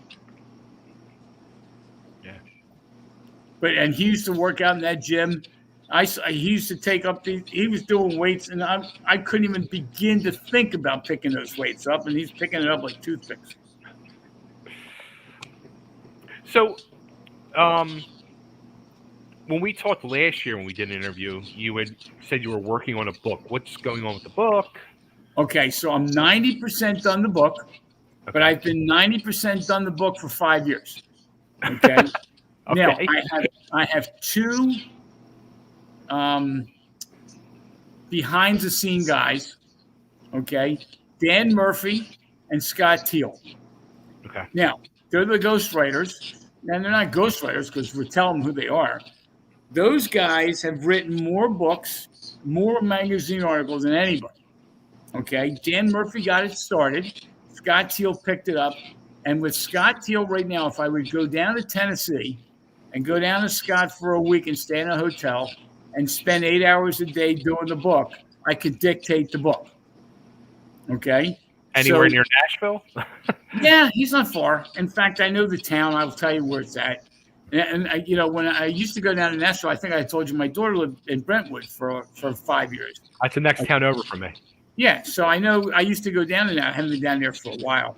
But my daughter now lives back up here. But anyway, the long and short of it is, if I would just decide that it was a top priority, I could finish the book. The problem is, to be honest, me and my business partner have a firm now of 16 people. Okay. We're busy as hell. We manage over $1 billion. Scary thought that is. Okay. And so we're money managers, and the scare. If I could just find the time, I could get the book done. And the itch is coming back. It's going to get done. In fact, I have a goal, and I'm a very goal-oriented person. Doesn't mean I'm going to succeed. My goal is that by next March, the book is published and out. Now, ask me why I picked next March. It's a year, okay? But if I can finish up the book. Then it's just a matter of these guys taking care of it and getting the pictures in there. And, right now I have pictures that I saved, but as I found out, if I put the word out, I'm looking for pictures, they're coming from all over the place. Yeah. Okay. So even Mike Lano out of California has pictures. Every time I see him at Cauliflower Club, he keeps telling me, publish them, use my name, which I'll do. So we'll get more pictures. And Jimmy, you got any pictures? Yeah, I think I've got plenty. I'm telling you, if I put the word out, people would start looking for the pictures. Sure. Okay, and I still watch that video with him bringing Orndorff out. He just looks like such a skinny little kid. It's great. Spaghetti Jannetty. Jannetty. That's it. There you go. What about when you got the call from Bruno and you come back and you start getting involved in the business again? Were you a little concerned that maybe somebody might still have a bone to pick with you? Yeah. I'm still convinced. And every once in a while, look, bottom line is some people lost money. Yeah. Okay. What happened was when I went under, I had a bond with the state of Pennsylvania, $10,000. Okay. Right. Now, if you applied to the state of Pennsylvania because you had bought a ticket, you didn't get 100% of your money back. Okay. But you got something. Well, a lot of people just never applied to get the money back. Now, I have no clue if the state gave away all $10,000. They never communicated with me, and quite frankly, I never communicated with them. Okay. I don't know if they still have $9,965 for my bond. Okay. Now, also, when I brought you into the school, you paid us a tuition. Yeah. Well, okay. Unfortunately, you lost money. All right, so I know some people, I lost money, okay, and the way I'm in my own mind, I wound up losing $168,000. Wow. Okay, now the problem was I had $168,000 to my name. So when I went out, I had nothing left. And so I went back into the business, and just a little bit of a story. When I went off the air, January 18th of 92. The reason I did that was, aside from the fact that this show was going to bomb on the 25th, my daughter was going to be born, as it turned out, on February 5th. Right. Okay? So I knew that I was going to become a family man again. My sons were a little bit older. My daughter was being born. I got to make a living again. Yeah. And I wasn't making a living with the wrestling. It was feeding my ego. Yeah. But it wasn't feeding my bank account. Yeah. Okay, so there were a lot of people that I think still have, I don't know, about 30 years later. Okay, but there's some people, I had people who bought season tickets to my 4 big shows that lost money. Mm. Okay, so I know people lost money. To this day, I don't have any paperwork that says who did and who didn't.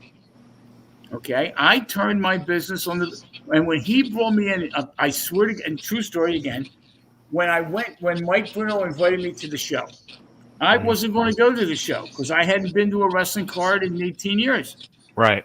I decided because he was doing it at the Flyer Skate Zone.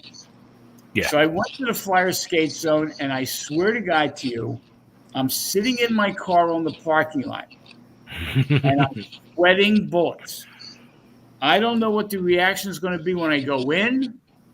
I don't know if I should even go in. Maybe I should just leave. I decided to go in. I walked in the door, and the first person who met me at the door was Larry Winters. Okay? And that's your first interaction with Larry in 17? In 18 years. And okay. Larry says to me, you don't understand how much I've wanted to call you for 18 years, et cetera, et cetera. Okay? I then walk in, and I'm thinking, this is cool. I walk in, who's the second person I see? Sonny. Okay? And Sonny, of course, tells me, because I threw Sonny out of my locker room. Yeah. Okay? When she was with Chris Candido. Yeah. And anyway, she said to me, I want you to understand, I'm glad I see you, blah, blah, blah, blah, blah. Then I walk in, there's Mike Kalua. Okay? And King, and there's Brandy. And they come up to me, oh my God. And I felt like, oh my God.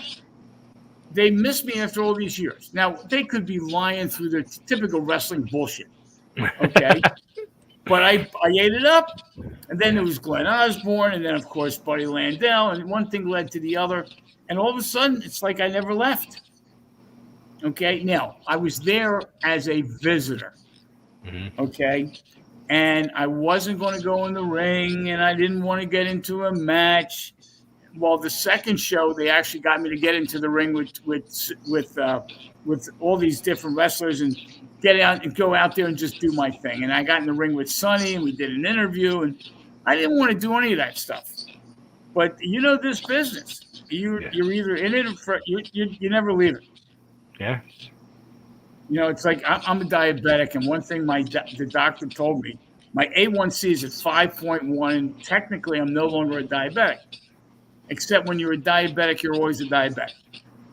Okay? When you're a wrestling fan, promoter, ring announcer, you're in it for life. It's a life sentence. I still believe that.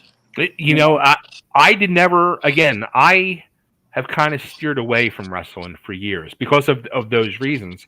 And a guy in the music business came to me with this idea to do this channel, and I was like, oh, it's fucking brilliant. I can't say no. I got to try it. And so then I'm like doing it, and it's like starting to gain some traction. And then I'm like, I've been doing these interviews for 10 years now. Why am I not interviewing all you guys? Because you have a story, and people want to know. So I've been starting to do this, and now it's like the fucking blood's flowing, and I'm like, everybody's getting hyped and happy, and I'm like, Chubby Dudley's more popular now, 30 years later, but more important. Yeah, now watch this. Jimmy, what made you get into wrestling? Get into the business itself? Yeah. I wanted to work. I wanted to do it. Okay, but why wrestle? Why wrestle versus manager versus referee versus ring announcer? Why wrestle? Honestly, I enjoyed the banging around. Okay. I enjoyed being pummeled. He enjoyed the banging. Well, you know, it's weird. You could ask anybody why they got into the business, and they will all tell you they used to watch it when they were a kid. They idolized one of, like for me, it was Spiros Arion. Okay, he was my guy, and everybody had their guy. Okay. And now today, they all do the high spots. No, man, one thing that you learn about wrestling is in that wrestling match that you're doing, you better be able to tell a story. And sometimes you only have 10 minutes. You better be able to tell a story because what you do in the ring is not special. Anybody can do what you do. It's the story. Okay? And the one thing I used to like about Jerry Lawler and Terry Funk, those guys, tell them 15 minutes, they could write a book in 15 minutes. Okay? They can do the match and make it work. Okay? Ric Flair, to his credit, he used to do Broadway's an hour every night. Yeah. Okay? And it was the same moves. He did the same freaking moves every time he did a match. But he knew how to space it out and make it work. Yeah. Okay? And the one thing I told the story on the podcast last night, Don Morocco, I had Don Morocco on one of my first shows. I had him against Bob Orton. Okay? And I was talking to Morocco in the back. And one of the things Morocco told me was that he changed from babyface to heel about every 6 weeks. And he would change territory. So he'd come to a territory.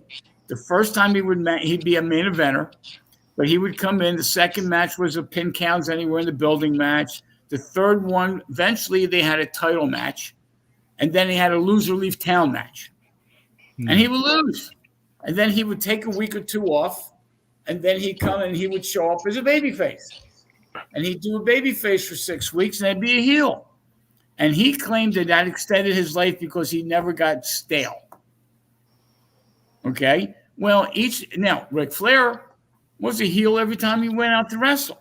So you get all these different opinions as to how and what makes it work. Okay? And what's amazing is you don't have to be a muscle-bound freak to succeed. Jimmy Jannetty can prove that. Okay? Chubby, you can prove that. Mm-hmm. All right? I had guys in my card. In fact, Randy will remember. There was a guy by the name of He-Man Lewis. Do you remember him? Yeah. Okay. This guy was a Lex Luger Jr. Okay. I remember the name. I don't remember him. Yeah. This guy was put together. I had him wrestle Jules Strongbow in one of the worst matches ever in the history of man. Okay. But he looked the part. And if he could have wrestled, I could have done something with him. I only had him on that one show. He was horrible. Couldn't wrestle his way out of a wet paper bag. Okay, now I don't know if he's even if he's still around or if he's watching this. Okay, you don't have to be muscle. Mondo Clean. Remember Mondo? Okay, we have a question. Person's been asking me for a few days to ask you this about Mondo Clean. At some point, would you mind retelling the story of how Mondo Clean ended up on a tri-state show? And who did he replace? Okay, he didn't replace anybody. If you remember, I see the question just popped up. Yeah. We were going to do a tag match, and it wound up becoming a 6-man tag. Okay, and we brought Mondo in. Now, Mondo was out of New York. Okay, right. And the one thing we had a bunch of people with John Arezzi who came down, who would come to my shows from New York. So I figured I'll put him on the card. And Mondo looked like a wrestler, whatever the hell that means. Okay? He had a great look to him. Yeah. He was horrible. Yeah. Okay? But he stuck around the business for a long time. But that's how he was put onto the show because I wanted to get 6 men. I wanted to get some more guys on the card that sold me some tickets. Okay? I remember we did at the Civic Center where we had a Last Blood Battle Royal. Oh, yeah. And we had 20 guys, and only one guy didn't bleed.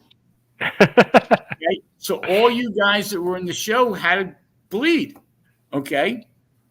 Well, when you put who did I put into the battle royal? Well, I had guys that sold me tickets. Yeah. Okay, and some of those guys I wouldn't. If I saw them on the street, I wouldn't know who they are. Okay, remember Mr. Anthony? Yes. Okay, I don't even know if he's still in the business or where he's at. He sold me tickets. Rockin' Rebel, and I know you don't like mentioning his name, sold me tickets. He was good for that. I'll tell you what, the only shows I made money on, believe it or not, and it's a kind of a scumbag thing, but surprise, surprise from Rebel, we did a benefit, the most money I made as a promoter. We did a benefit for his nephew that had cancer and had part of his arm removed. and we did it at my old high school in Upper Darby, and me, him, and Frank Cody, who was my business partner, we walked away, I think, with each $500 in our pocket. We should have gave that money to that fucking kid. Yeah. But he was like, no. Take the money. Like, you know what I mean? Like, see, that's a typical wrestling story. Yeah, absolutely. You know, and it's scary because I think back not to the main eventers, the guys that, you know, the Terry Funks, and because they all, you know, Kevin Sullivan would say to me, how long you want? And they knew what they had to do, okay? The DC Drakes, the Larry Winters, the Johnny Hotbodies, the Tony Stetsons, as you talk about those four. Give me the Glenn Osbournes. Give me the Sandmans. Give me the JT Smiths. Give me the Jimmy Jannetties. You know what? Those shows should sell tickets. Yeah. Okay. Now, back in the day, my thought process was I had to mix it with the big guys. Okay. Dennis Caruso didn't do that. He had Boy Gone Bad as his main eventer. Okay. And he'd sell 125 tickets in Williamstown, New Jersey, and he made money. Okay. Well, let me ask you this, because actually I asked this question, I think, to Johnny and Tony, because they were both originally Monster Factory guys. What was there like a heat between you and Larry and you and Dennis? Because I could have swore it was kind of like you couldn't work if we worked for Joel, you couldn't work for Larry or Dennis. No, I'll tell you what it was, and this becomes. And again, Dennis Caruso has passed away, so and Larry Sharp has passed away, so it's tough. You're hearing one side of the story. Sure. Dennis Caruso and I never had heat, ever. In fact, if you see my shows, Dennis is sitting at the table. Okay, when you look at my Temple shows, he's sitting at the table. Okay. All right. So I never had heat. What I did tell him was, if my guys are working on your card, I want to control what happens in that match. I don't want my guys to go over to your show and you fucking bury them. Right. Okay. So I took, and I don't even know if I had the right to do it. If you were a TWA guy and you were going to work on somebody else's show, it was a TWA match. Okay. Now, I had issues with Larry Winters and DC Drake because they were working independents all over the place. Okay. And all I said to Larry Winters is, whatever you do, don't do what you do for me at their show. Yeah. Because we're special. Okay. Now, again, good. And that's why they're getting booked, because that's what people wanted them to do. Well, and here's what I told the guys. And Jimmy was probably heard the conversation with Larry and DC. I said to those guys, you're on every one of my shows. If I book a show, if you can't make it, you can't make it. You're on my card. I'll figure out something. I did the same thing with Buddy Landell. I did the same thing with Cactus Jack. I did the same thing with Bam Bigelow. Okay. They were on every show I have if you can make the date. Buddy Landell sometimes was working down south. He couldn't make it. Bam Bigelow would go to Japan a lot, and sometimes they couldn't get him. Yeah. But they were on the card no matter what. Now, the guys like Jimmy Jannetty, Glenn Osbourne, every time I had a show, they were there somehow or another. Yeah. Okay. And the guys that came out of the school, that was part of the deal. You're going to be booked. Now, whether I use you in single, doubles, if it was a cage match, whatever. The point is, I would use the guys. So the local guys, man, I could do any. They wanted. I'm telling you, the Jimmy Jannetty come to me and say, I got an idea. Okay. Now, the one thing you learn about the Austin Idols and the Buddy Landells is they believe that when you lose a match, you go over. Yeah. Okay. And the science of what those guys did, they didn't care if they won or lost. Manny Fernandez. I told the story last night. I had 3 shows in 3 different areas: Westchester, Trenton, New Jersey, something like that. Yeah. And I had the main event was Wahoo McDaniel against Manny Fernandez. Okay. And they beat the living shit out of each other. I'm talking stiff. Those guys don't know how to pull. They did Friday night, Saturday night, Sunday night, and how they did it. And Jimmy, I bet you was at those shows. Yeah. Okay. How they did that. And I'm watching, and I kind of know the business a little bit. Those guys were as stiff as anything I've ever seen 3 nights in a row. Okay, it was unbelievable. I watched that. It's scary. So, and they came up and they said to me, here, one night I'll put Wahoo over, the next night I'll do Manny, and then we'll do a screw up finish. That's what they did. I didn't have to tell these guys what to do. They knew they were professionals. They knew what they had to do. Exactly. How about, you mentioned this show earlier, the Pine Hill Punishment Show. Jannetty, correct me if I'm wrong. Was that the show where it was you and Rebel against the Blackhearts? Yes. Yes. And again, what I had that match on tape from Jannetty. He had the whole show tape. I used to watch that match over and over. They beat the living piss out of poor Jannetty. Yep. And the kicker was I had to fly 3 people in for that match. Yeah. Okay. I mean, that's the kind. The matches were great. Yeah. The matches were great, except they were expensive as hell. Mm-hmm. It sometimes cost me more to fly them than what I was paying them. Sure. And it was funny because the deal with them was I gave Luna the money and she had to split it up. Think about that one. Oh boy. Now that show also, was that the show that Larry cut his cast off? No, I don't think so. No.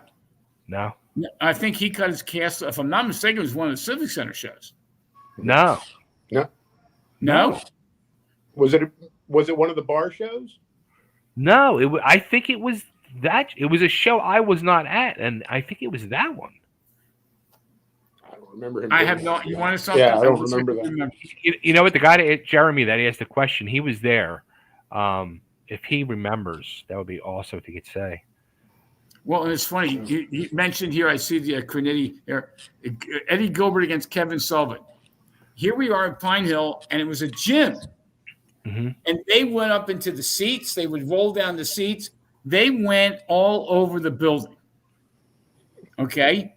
I swear to this day, I never said Eddie Gilbert and Kevin the finish. I never said what I need. I never said what I want. They knew when I put those 2 guys together, brawl it. Okay, and that's why the name of my book is We Wrestled, We Brawled, We Tried It All. Okay, I'm telling you, the brawling that we did made and gave us a reputation. And one of the things I always talked about, and I used to say this at our meetings at my apartment, I used to say that the goal of the TWA is that everybody in the building at some point has a front row seat. That was so when you made it happen. Now, I didn't have to tell you. Once I told you that, you guys knew what you had to do. And the one thing, and again, hindsight's always 20/20, the professionals, the guys that you and I would call the Terry Funks, the Kevin Sullivans, the Bam Bigelows, Jerry Lawlers, they knew what they had to do. Yeah. I didn't. When Buddy Landell wrestled Austin Idol all over the Civic Center building, I didn't tell them boo. They knew. Who the hell wants to watch a wrestling match with those 2 guys in the ring? Yeah.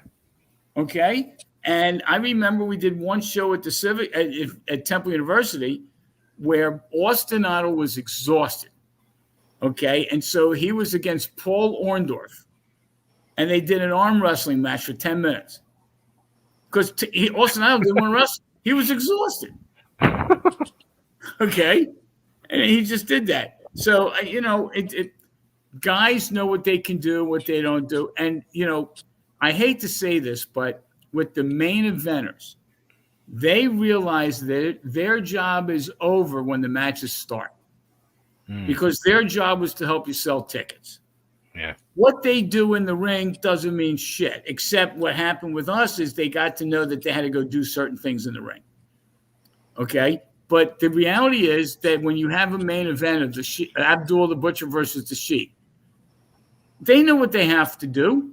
Yeah, of course. Okay? And those guys were in the ring for 30 seconds. Yeah. Okay? So, I mean, it's just, and the problem is we had – and I think Jimmy will actually validate this. When we first started, the main eventers for me were Larry Winters, DC Drake, Tony Stetson, and Johnny Hotbody. They were. Absolutely. They were the main inventors to wrestling fans. They didn't sell me any tickets until the snowball started to start. Yeah. Okay. And the rest Speaking of Larry, there's a question here. What was the deal Larry had with the NWA in Baltimore? He wrestled their Baltimore shows a lot, and sometimes he won. Well, it was interesting. Larry had a good reputation that he was a good worker. Okay. He had done television against Larry Zbyszko for the AWA. He had done some TV, and Gary Juster was the promoter in Baltimore. Okay. I remember that name. And Larry actually knew Gary, and he just put him over. Okay. Yeah. I mean, that unless there was some secret deal that I wasn't aware of, but that was it.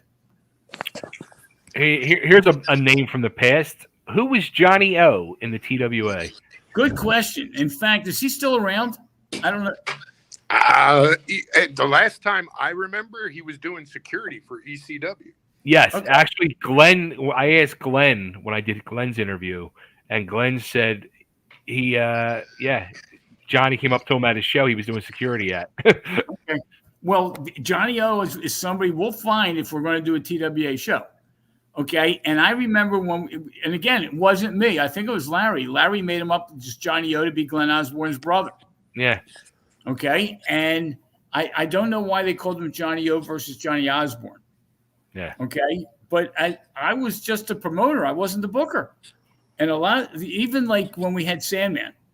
Okay, Larry Winters used to tell the story that he was driving down I-95 and there was a billboard because somebody was selling mattresses by the name of Mr. Sandman. So he came to the wrestling school that night and told him, "You're going to be Sandman." Okay? and we made him a beach bum. Now again, that's a misuse of talent because now when he goes over to ECW, they made him into the free, Stone Cold Steve Austin. Yeah, they made him into himself. Whatever. I'll I'll go over and talk about Steve Austin. You'll love this story. Okay. I'm sitting in my office at home during the TWA days, and I have coming on the card Chris Adams and Kevin Von Erich on a tag match. Okay. And I get a phone call, and the guy I answer the phone, and he says to me, typical wrestling talk, "Hey, brother." Okay, I said, "Okay, who is this?" "Well, I don't want to tell you who I am, but I'd love to work for you." And I said, "Okay, I just don't pick up people." He says, "I'll work for nothing." I said, "Well, who are you?" He says, "Steve." I go under the name of Stunning Steve Austin. He called me for work up here in Philadelphia. Well, the problem is it would have cost me $500 to fly him here, and he wasn't going to sell me a ticket. Yeah. Okay, and Chris, he was being trained by Chris Adams. Okay, so when Chris was on the card, he said, "I'll come up with Chris." Well, Chris, I was flying in. Right. Okay, so here Steve Austin called me for work, and I didn't take him. That's not too good. What was Todd Gordon like in person? Todd was a nice guy. Todd was very self-centered. Todd looked out for Todd. But you want to know something? Joel Goodhart looked out for Joel Goodhart. Yeah. Okay. Todd, when I first hooked up with Todd called me up because he heard the radio show. Okay. And he called me, and one of the things he asked me is, "Are you looking for advertisers on a radio show?" So I went to Todd Carver W. Reed. I met with him. I told him I want, and he signed up. And don't ask me I forget how much it was. He signed up to be an advertiser. And then one time he actually wanted to have Missy Hyatt at his store. So I got Missy, and I don't know whatever. I didn't get paid on that stuff. Whatever the arrangement was, she went out. She went to the store. So Todd was an advertiser. Okay. Then when I was doing the shows at Temple, I had a problem, and Temple University was asking me for insurance for the shows, which was going to cost me a fortune. Okay. And I happened to mention it to Todd, and Todd came up with the idea, let's do the shows for Variety Club. And if you're doing the shows for Variety Club, we can use the Variety Club insurance for your umbrella. So I committed and I recalled the number. I committed to giving them $5,000, but I would be able to use their insurance for my 4 big shows. Okay, $5,000 was still a steal. Then I went on to the Variety Club telethon because Todd got me some exposure on that. Okay. Right? And I went live on there. One time we actually took some of the NWA wrestlers over to Children's Hospital. And that was also, and then I got elected to the board of directors of Variety Club. What the hell was I doing on the board of directors of Variety Club? Well, it's because Todd's connection. So no, Todd was a nice guy. To this day, if I see Todd, we shake hands, we're friends. And like I said, I've said this before, Todd went to a different level than I was able to bring. So to that, he gets credit. Now, like I said, I haven't read his book, and I don't know if he badmouths me in the book or whatever. I'm not going to badmouth him. We both accomplished, I think, something that's still memorable. What since you didn't watch like ECW and all, did you ever hear that they had early on? I think it was right around the time they turned Extreme or whatever. They had 2 guys. Yeah. They had a Dino Sendoff and a Joel Hartgood. Yeah, and to this day, I heard about it a couple years ago.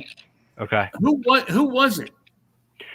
So Dave Cruz, who became Cujo, was I think Dino Sendoff. Okay. Joel Hartgood, I don't know who he was. Okay, and when I was doing management for ECWA, I saw Cujo. Cujo was on some of those cards. Yeah, okay, and he had told me that, but I didn't know who the heck Trogdor was, and to this day, don't know.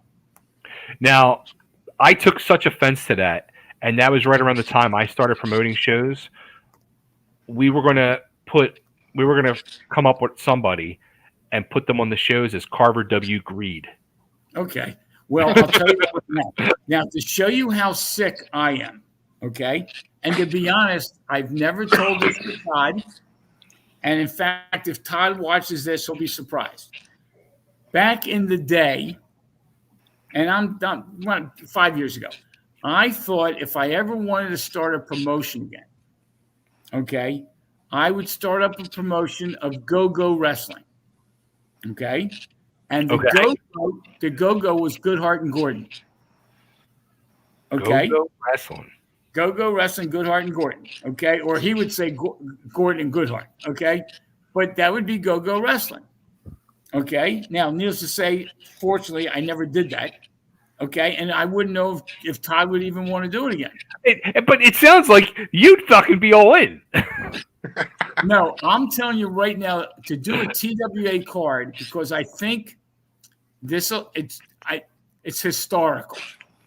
Okay, and I would not do a TWA monthly card, and I just think that we need to establish. There was a pre-ECW. And damn it, I want to get the 2300 arena. I want to get all the guys to find the Johnny O's of the world. And to be honest, Todd Gordon was one of my ring announcers. I would invite him. I don't know if he'd come. I would invite him. Okay, I want the Rob Feinsteins of the world. I want the Jimmy Jannettys of the world. Part of me says the book has to be closed on what we did. And, whether you get that banner raised or not, and I think it's a great idea, whether that banner ever gets raised or not, guess what? The people who know the banner should be up. Oh, yeah. It's true. Let's see. Referee Phil Sly. Joel managed me. Best time of my referee career. There you go. Well, and Phil Sly's another one. There's a guy...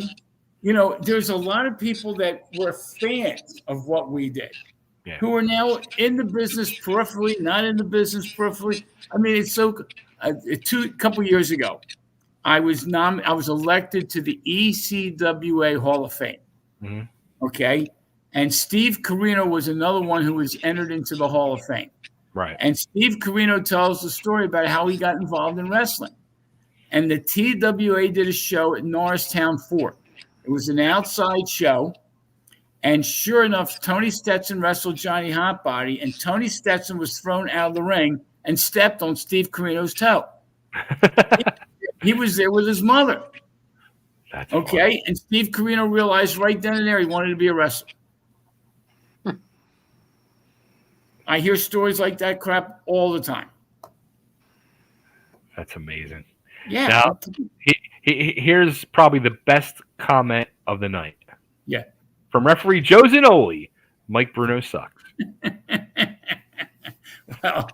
Well, whether, I will tell you, me personally, he doesn't suck. Okay. Mike, and I will, full disclosure, Mike is also a client. Okay. Mike Bruno, Joe Zanoli, John Finnegan, Jim Malno, Jimmy Jannetty, Glenn Osbourne. Come on. We all made this thing work. Yeah. And everybody, when Joe Zanoli was a referee for me, and in fact, he made a comment a little bit before that he refereed the Buddy Landell Austin Idol match at the Civic Center. And I'm telling you, Joe Zanoli lost 20 pounds just racing after those guys. Okay? And you can watch the video. I mean, Joe Zanoli got his ass kicked by Abdullah the Butcher. I mean, but Joe Zanoli, he was a ringside photographer. Yeah. So was Paulie Dangerously. Okay? So was Jim Cornette. Okay? And those guys, they all worked for me. And it's funny because I think back to the managers that we had. Oh my God. Okay, we had the cream of the crop. We did. And our referees were great. I mean, we had between Zanoli, John Finnegan, and Jim Molyneux. Okay, and we had Rich Engling for a couple of our matches at Temple. We had great referees, and they're all still in the business. 32 years later. In my opinion, they're legends. They're 32 years later, they're still working. Yeah.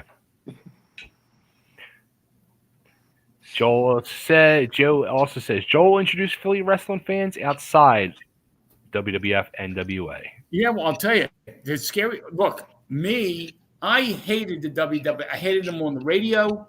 I used to rip them on television whenever I got the little TV spot. You were shooting before ECW was. Thank you. Okay, the NWA was great. Okay, the NWA, when they came to Philly, they gave a brand of wrestling that they had not seen. Yeah. What happened was once people saw the NWA, suddenly the TWA made sense. Okay, now they always tell you in wrestling, every adult brings 2 kids. You want to sell tickets, get kids there, and you'll sell 3 tickets for every 1 ticket sold. Right. I didn't want kids. I wanted you to leave kids at home because we were too violent. Now, that hurt me business-wise, okay? But you want to know something? When people came to my matches, I do believe this. When they left, they're saying to the people that they went with, that's real. Because if you, in the Pennsylvania Hall that we were at, if Glenn Osbourne decided to slap Jimmy Jannetty, they heard that in the last row. Okay? And you can't pull that because if you do it, the last row sees it. Okay, the one thing I loved about Jerry Lawler, he could throw a punch and never hit you. Yeah, and if you're a fan, you'd never know it. Okay, the Memphis style wrestling, they used to throw punches. One of the matches that I never had, I advertised it, it fell through. I wanted Jeff Jarrett against Eric Embry. Okay, that match is a slap fest. If you've ever seen that match in Memphis, it's those guys. God bless them. Okay, and I wanted that match. I couldn't get it; just never happened. And to this day, I see Jeff Jarrett when he does the Icons, and we talk about that all the time because he wanted to do that match in Philly. And and just to finish what I'm saying there, that match wouldn't sell me a single ticket. But they wanted to do the match in Philly because they knew with that comes the magazines and everything else that comes along with it. Referee Phil Sly, he says for the TWA show, you need to do a Crybaby Waldo Memorial Battle Royal. No question. It should be Waldo/CN Red, who we just lost a few months back. One, yeah, and CN, I'll tell you, he went through hell. Yeah. Oh, absolutely. He went through an absolute hell. Crybaby Waldo, I'll never forget. We couldn't figure out a gimmick for him. Okay, Larry Winters came up with Crybaby Waldo. Okay, and he told him, go get a pink outfit and a big baby bottle. I remember he was so happy when he got that baby. I remember at the meeting when he was talking about when he got the baby bottle, he was so happy. Yeah, he couldn't find it, and I don't remember who got it for him. But Crybaby Waldo, I saw him. The ECWA had a card in South Philadelphia where the Von Erichs were on the card. It was all the I was there. Me, you, and Waldo sat there the whole time. The three of us just breaking balls like old times. It was and that was the last time I saw Crybaby. Me too. Just a great guy. Great guy. Yeah. But yeah, seeing Red's another one. He went through hell. Larry Winters. I mean, we lost a lot of people. Shame. Nick Infanti says TWA 1990 to 91 had an interesting roster of wrestlers. Oh, no question. Local as well as the national. Mm. Okay. And again, another national. I had Owen Hart. Okay. And as a matter of fact, at the Goodhart Delivers shows with Abby and the Sheik, I was on the stage with Owen Hart and Medusa as that match was happening, and they were coming up the ramp, and we were just like, oh, hell no. And we ran for our lives. I'm telling you, I think back the one time that Abby attacked me, and it's on YouTube video. Okay. It was one of the matches. And even though I was the good guy announcer, Abby, he had to attack me. Okay. Yeah. So I'm walking up the aisle, and Abby's walking up the aisle, coming toward me. And Abby just says, get down. So he gives me a kick. Okay. I didn't feel a thing. I get down on the ground. He stomps on me, and everybody's cheering. Everybody's glad that Goodhart got his ass kicked. What was amazing is, again, I didn't feel a thing. Okay. And again, true story. I go forward to 2014, something like that. And there's a wrestler at the ECWA that used to go under the name of Napalm Bomb. Okay. And he's out of Baltimore. And this guy was, Jimmy's nodding his head, 6'2", 6'3", solid as a rock. Okay. And I was his manager. Okay. Well, I'm in the corner outside the ring, and he's wrestling in the middle of the corner, and his opponent, who I forget who it was, throws him into the corner. And when he throws him in the corner, he's supposed to knock me off the ring rope. He goes into me, something fierce, like a truck hit me. I fly off the ring rope, smack onto the floor. Fortunately, I kind of knew what I was doing. But when I did it, my glasses flew. Uh-oh. The match is in Delaware. And I'm thinking, if the glasses break, I got to drive without my glasses 60 miles home. Well, one of the wrestling fans caught the glasses. Okay. And the referees obviously come out and drag me into the back. Okay. He hit me so hard, I felt that for about 3 weeks. Every morning when I woke up, I was stiff. I was ridiculous. Okay. So I got attacked by Abdullah, didn't feel a thing. I get bumped by Napalm Bomb and felt it for 3 weeks. All right. Jeremy says, I'm just going to say it. I didn't like the fucking 2009 TWA. I went to one show. It was so-so. I wasn't interested. It was nothing like the great TWA of the 90s. Well, that's why I say if I'm going to do another show, it's either going to be done the way I want it done, or I'm not going to be involved. I mean, these guys don't need me if they don't want me. But if I'm involved, we're doing it my style. You know what? It's funny because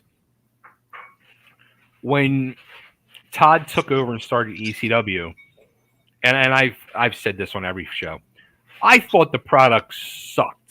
I thought it was horrible. And it kind of reminded me of when, no offense to Bruno if you're watching, Mike, I love you, but the TWA product sucked that he was trying to put out there. It was nothing to do with the TWA of old. It didn't work. It didn't work. And then, of course, he buried it. I love Mike Bruno too, but he buried it. Okay? If I'm telling you, if we're going to do a TWA show, unfortunately, I don't like to do things on the cheap. I'm not going to do it in a high school gymnasium that you have to travel 60 miles to and nobody has a bus to get there. If I'm going to do it, I would do everybody knows where the 2300 arena is. I would do it there. The future home of a banner that we're going to hang up there. Okay. What's that say here? I'll climb the ladder and hang it myself if I have to. Good. This Rick Del Santo, I'm not sure who he is, interviewed Ron Shaw, so there might be a way to get a hold of Ron. I think, let me write that name down, because as a matter of fact, I think Rick Del Santo interviewed me too. Okay. As far as the last time that I remember, Ron Shaw has a website. Really? Yeah. And he's living down here in Florida. I think he's in Naples. But Ron Shaw has a website. I went to it and I looked at it, and it's just a regular website. It's nothing major, but yeah, I'll have to think it. I think it was just ronshaw.com. I'm going to check it out because I also know Ron's last name, which is a Polish name, and I'm going to check it out. I'm telling you, if this is starting to gather some momentum, if I'm going to put this show together, I'm bringing Jannetty up from Florida. We'll find Ron Shaw. JT Smith, I know, was in Virginia, although it seems like everybody's having trouble finding him. We're going to – Glenn Osbourne is still up this way. We're going to find people. I'll tell you what, Joel, when you get a chance, text me or send me over the number you have for JT, and I'll compare it with the other two numbers. I'm off from work tomorrow. I'm just going to call these fucking numbers. Well, I'll tell you what. I called the number that I had, and I got a voicemail that was not JT. Okay. Then I also texted him, and I said, if this is JT, but he hasn't replied. Same.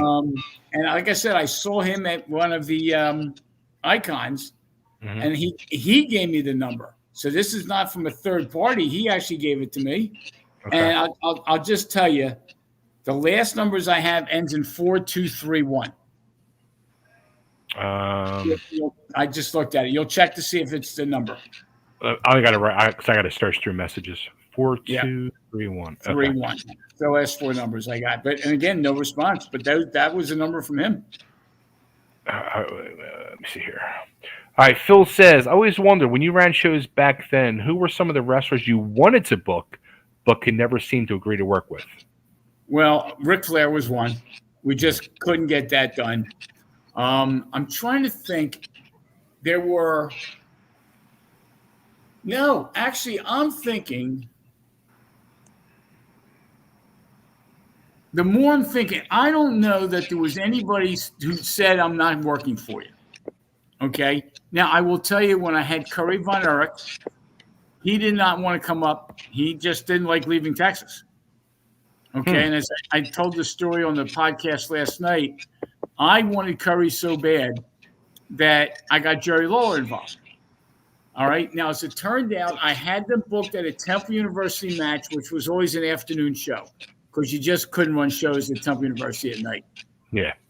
Well, Jerry Lawler wrestled Curry Von Erich at the Sportatorium in Dallas on a Friday night. Okay. They had the first flight out Saturday morning to Philly. Now, you had a time difference, so they landed in Philly at about 12:30.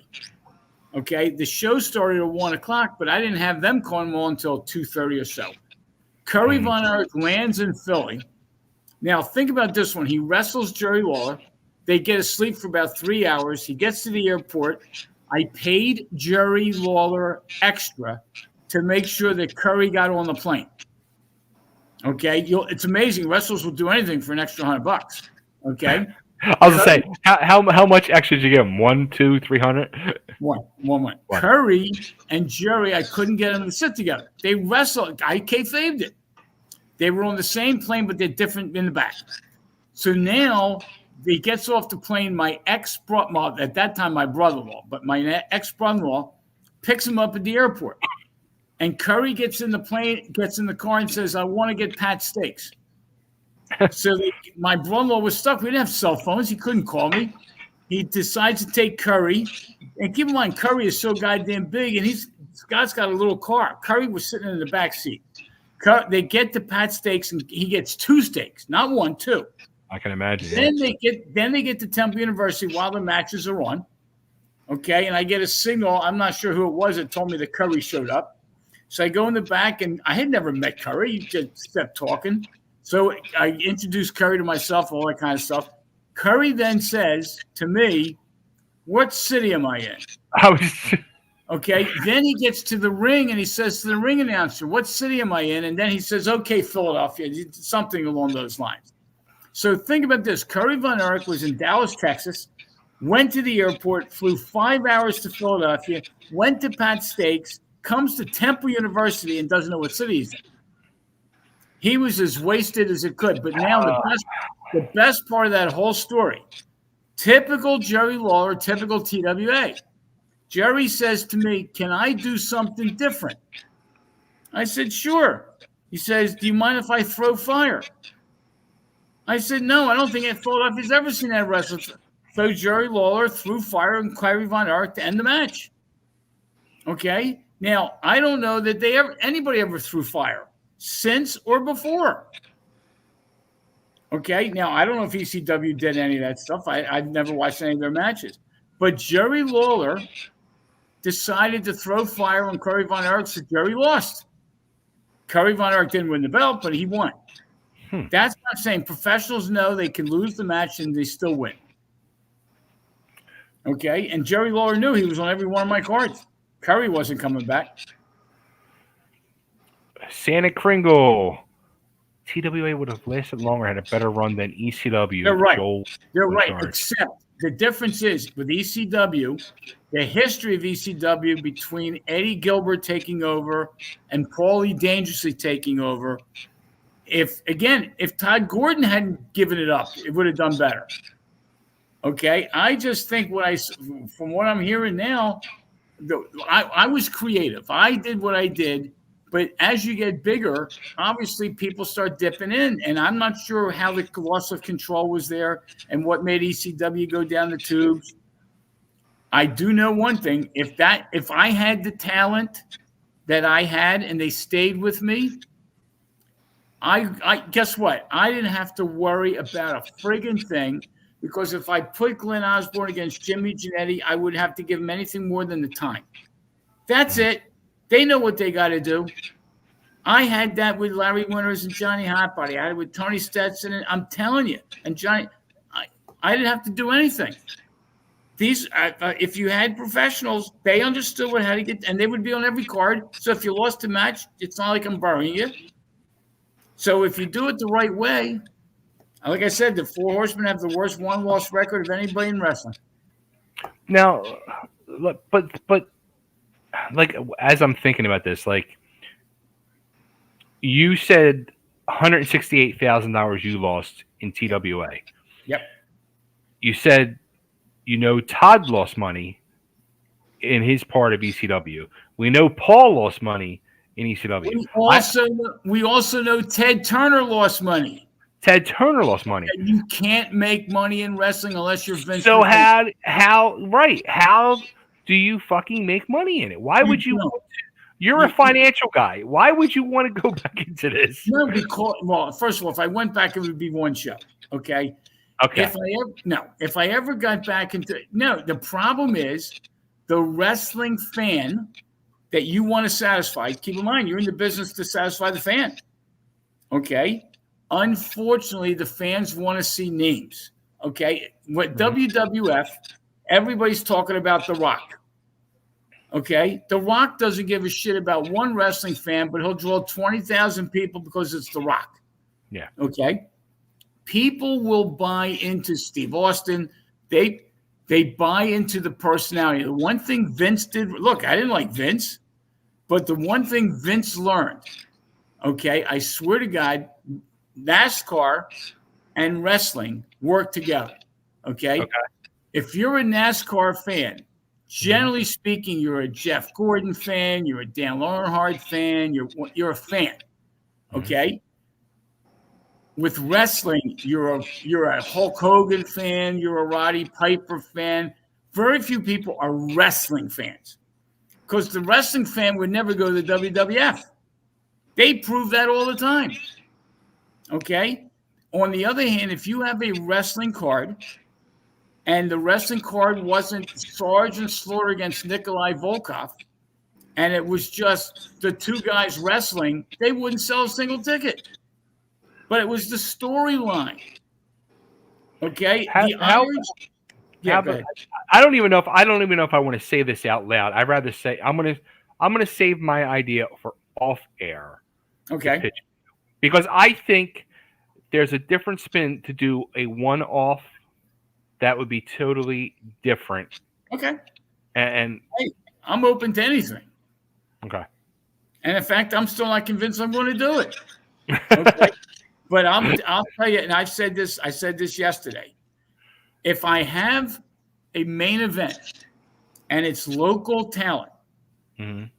I'm having Breaker Morant versus Chris Wilde. Okay? Those two guys, if I started over again, were my DC Drake and Larry Winters.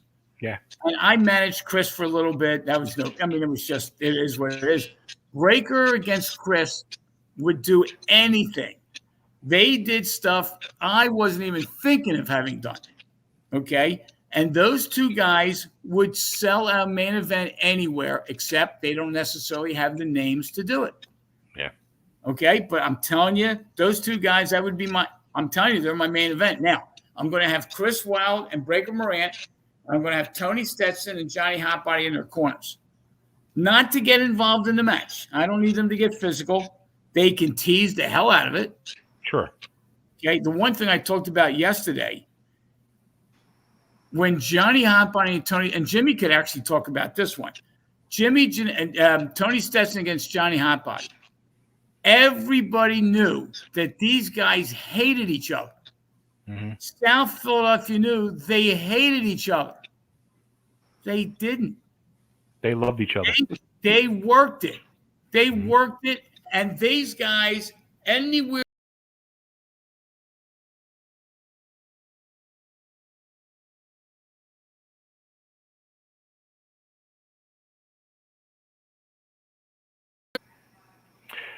All right. If Joel joined ECW in 1992, would he have helped co-promote ECW with Todd? Sure, that's the go-go. That's what I was talking about. Todd, if Todd would have stayed in the business, and if I would have stayed in the business, hindsight, it is what it is. Todd and I could do. I didn't dislike Todd. Okay, let me ask this: do you think, in a perfect world, that go-go would actually come together and happen? Yeah. Do you think the egos of Joel and Todd could actually work together? Because let's face it. Yeah. The answer, come on. Yeah. The answer is yes. But here's what I would have done differently. Okay. I would have had Todd handle the business end of it. Okay. Because I certainly did not do it well. I mean, it didn't do it well. Could it have existed? And he had said that. He said Joel was a wrestling guy. He was not a business guy. Okay. I mean, I'm not going to kid about it. On the other hand, Todd was a business guy that didn't belong in wrestling. Yeah. Okay. Now, from what I understand, Todd ran some great angles. Todd was a good booker. Guess what? The one thing I learned, I never was a booker. Larry Winters was my booker. I didn't handle the dressing room. I came up with some of the angles and some of the fancy matches, and I said to Larry, get it done. Okay? I don't believe a promoter should be a booker and vice versa. I still don't believe that. Todd tried to do both. Okay? And to me, I was a great promoter. Business-wise, I sucked, but I was a great promoter. Right. Okay? But I could never be a booker. I wasn't one of the boys. All right? I never perceived that. I would come up with some angles. I went to Larry and I said, can we do this? Can we do that? The dog pound was Larry's idea. Okay? Right. And I said to last night when the Blackhearts won the belts, I did not know that was happening. Yeah. I was the promoter of the card. I was the guy writing the checks. Larry didn't even tell me what the finish was. Okay, but I trusted him. Stevie Wonderful will be an amazing episode. Hopefully, we're going to have that real soon. He sucked as a disc jockey, but I'll tell you, he had ideas. He had ideas. He was in the printing business. We got shirts done and all that kind of stuff. Stevie was great. I haven't talked to Stevie in 32 years. Let's see. Mr. Goodhart, thank you for everything you have done for the business we love. You're very welcome. Glad to do it. And this is the absolute truth. And the people that know. Without TWA, there would never be an ECW. Nope, no, there never would have been. Never would have been. In fact, and again, we had an ECW because I failed. If I didn't fail, we would have never had an ECW. Okay, so I mean, I accept my shortcomings. Okay, but I also accept the fact that I was a trailblazer. Okay, and to this, the trail's still being blazed. So you when you closed up that morning, and then that night we're getting together at the Springfield skating rink to find out that Todd is going to restart. Did you have any idea that was going on? Zero. I had no clue. When did you find out that?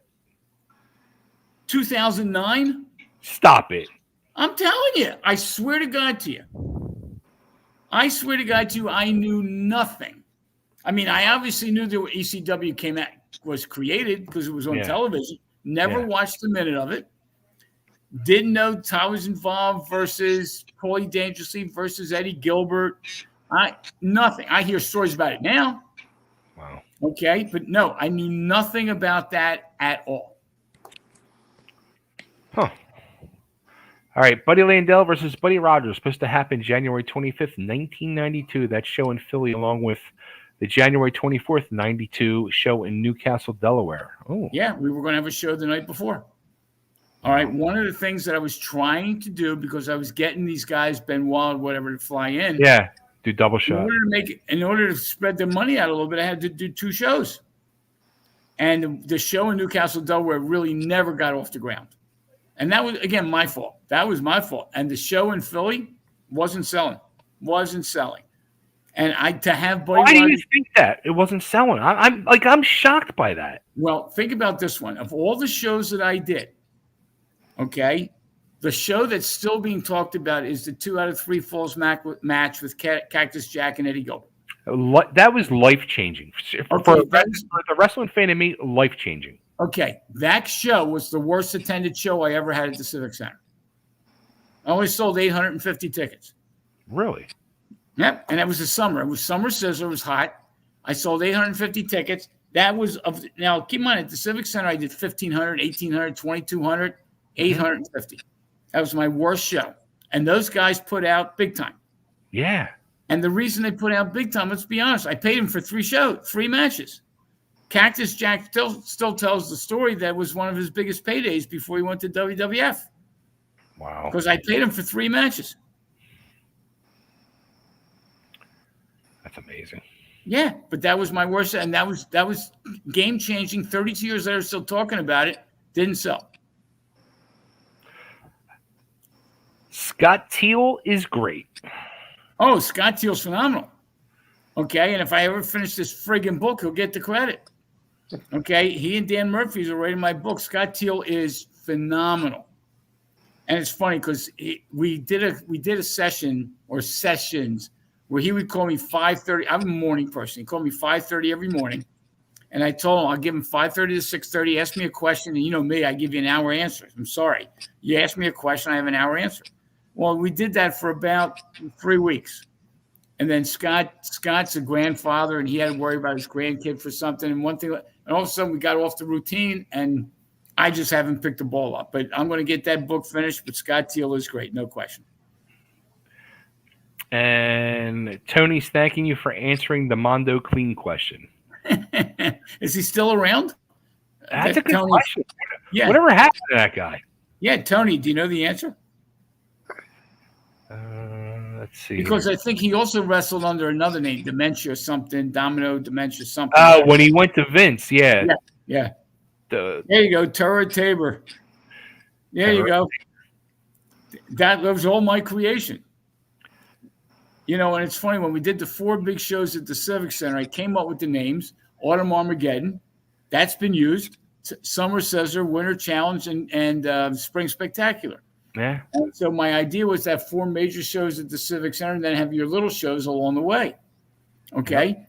People don't realize how much work goes into putting a show on. And Bay, you know the answer. Okay, Jimmy's promoted too. Picture doing that with a grand scale when you got all these egos coming in. Okay, you're flying people in like crazy, et cetera, et cetera, et cetera. When you do a show, you got to book. You got to start promoting the next show at this show, and that's where you do the programs and whatever. And these guys, to be honest, in the independent world, if I said to Cactus, you're on every card, and I booked him for my 4 major shows, if he got called to Japan, my shows are done. Yeah. Okay, and that's what happened with Bigelow. I had Bigelow at every show I could get him on, but he was in Japan. Gangrel was the same thing. Yeah. Okay, and I could only book the black hearts, and God bless Luna. She was changing the black hearts because of who she married and who she didn't marry. She was changing the black hearts like crazy, and she would call me out. I said, nobody cares. Okay, just come up, do what you got to do. And the minute, and I had told Larry this, the minute that we gave the belts to the black hearts, we lost control of those belts. At least if it's local, you can basically say, you give me the belts. When they came in, they got the belts. Right. Okay? But you couldn't get them for every show. Okay. And the black hearts, you knew, like when you had Jimmy with the black hearts, you knew the match was going to be wild. Yeah. Okay. Because they're not going to give you a wrestling hold. Okay. And the black hearts were putting the young guys over. Jimmy Jannetty looked better because he wrestled with the black hearts. Yeah. Okay. Ric Flair used to go into a territory and do a 1-hour match and break and lose. And he never lost the persona. Okay. Because it was a fuck finish and it was, it's the way he did it. But Tully Blanchard, I used to love Tully. When I had Tully Blanchard against Bam Bigelow, and I told Tully I wanted him to go over. He said, I didn't expect anybody to tell me to ever go over. Okay. He was a guy that he made a science of losing. Here's a name from the past. Boy Gone Bad was my boy. He worked my gym back in the day, right in the same plaza where WWA ran. Yeah, well, see, and Boy Gone, he was on one of my shows at Temple. And again, that was when Dennis and I would talk. The deal was if I was putting Boy Gone Bad on my show, Dennis controlled the match. It's his guy. Okay, so there was no heat when I had my guys, and my guys didn't. When what I call the main eventers, the DC Drakes, Larry Winners, when those guys wrestled everywhere. They wrestled for the IWA, they wrestled for Rob Russin, they did. I just didn't want those guys to get buried, and then me bring them in as our champs. There it is. I mean, it makes sense. It makes sense. There you go, Damian Demento. There you go. Yeah, there you go. Okay, he was Johnny Rod's guy. Yeah. Okay, if that's the case, Johnny's still up in New York, and Johnny's somebody I've never spoken to. Okay, but I'd love to give him a call. Hotbody wasn't. Yes, he was. He was the first ECW champion. Yes. Well, if he was now, think about it. If he was the first ECW champion, and they got to the 2300 building because of Johnny Hotbody, how the hell don't they put him over for whatever? It's when I don't know if you watched the interview I did with Johnny, but it's really like interesting. Saying like, he hooked up Todd with the building. He never got. I mean, something like that. Yeah, I remember if you would tell us if you hooked me up with a building, we got a kickback. He never got fucking paid. Well, nothing. It's weird. I'm noticing that it's about 4 or 5 people that are typing questions, but it's the same 4 or 5 people. Yeah. So either I don't know how many people are listening. Okay, I know 4 or 5 are. I don't know if you can see a count as to how many people are listening or not listening. Yeah. I'll tell you, we've been on here for 2.5 hours. It's been averaging over 20 people the whole time. Okay. And I'm telling you, I could talk about this shit all night long. And it's funny, when Jimmy Jenny came on, I could sit and talk I haven't talked to Jimmy, God knows how long. Okay. Are you still doing a wrestling school, Jimmy? No, we closed it up. Okay. Closed it up after COVID. Okay. So now are you doing anything? You doing anything in the business? No, I retired. Okay. See, and that's a loss. That's a loss. But we all ran our cycle. We did what we had to do. I'll tell you, Hotbody said to me yesterday, and I told Jannetty this in a text earlier. Hotbody told me to also tell him that I love you, and he felt and thought that Jannetty should have been the biggest star to come out of Tri-State Wrestling Alliance. He said he was the best worker. Well, there you go. You know, what's weird, we had, and I'll say this, I don't know if Jimmy Jannetty was the best worker. We all had a lot of best workers. Mm-hmm. Okay? The best worker works with when Jimmy Jannetty did a match with Glenn Osbourne, mm-hmm. they fed off each other. Yeah. Okay? Now, I don't know if Jimmy felt it. I felt it. Okay? When I had JT Smith and Sandman, they worked so well together. Mm-hmm. Okay? That's what makes the one thing I learned about wrestling. You're only as good as your opponent. Yeah. And your job is to make your opponent better than you are. Because that's what works. If you go into a match because you think you're a superstar, that match sucks. Okay? And you can take some of the best names, Terry Funk, classic example, Austin Idol, Buddy Landell. Man, they'll tell you they'll lose every match and they don't care. Yeah. As long as they come out looking good, they don't want to get killed. You can learn to lose and go over. Okay? And when we had DC Drake and Larry Winters, do you remember who won what match? Doesn't matter. It's the quality of the match and it's the quality of work in the pair. And look, I'm divorced twice, but the one thing I know about people who've been married 50 years is they work well together. Yeah. Whatever it is, they do something the right way.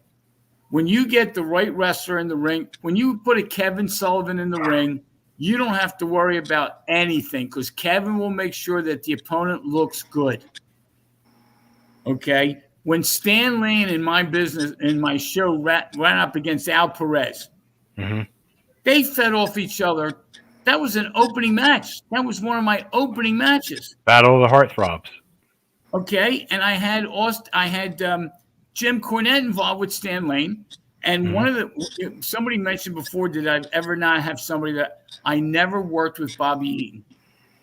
Okay, and I had Midnight. I had Jim Cornette. He just didn't. He lived in Huntsville, Alabama, and he was a family man, and he didn't want to travel up to Philadelphia for a match. I never was able to get him.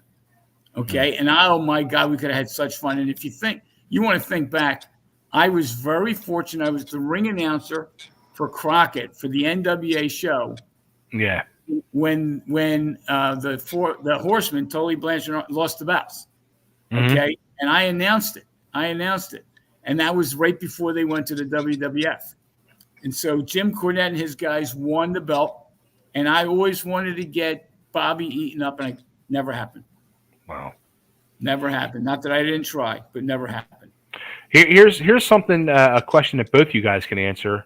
Thoughts on Stevie Richards, because Richards went through the school with me, and Joel, you were the man behind the school, and actually Jannetty is the guy that finished Richards' training just like he finished mine.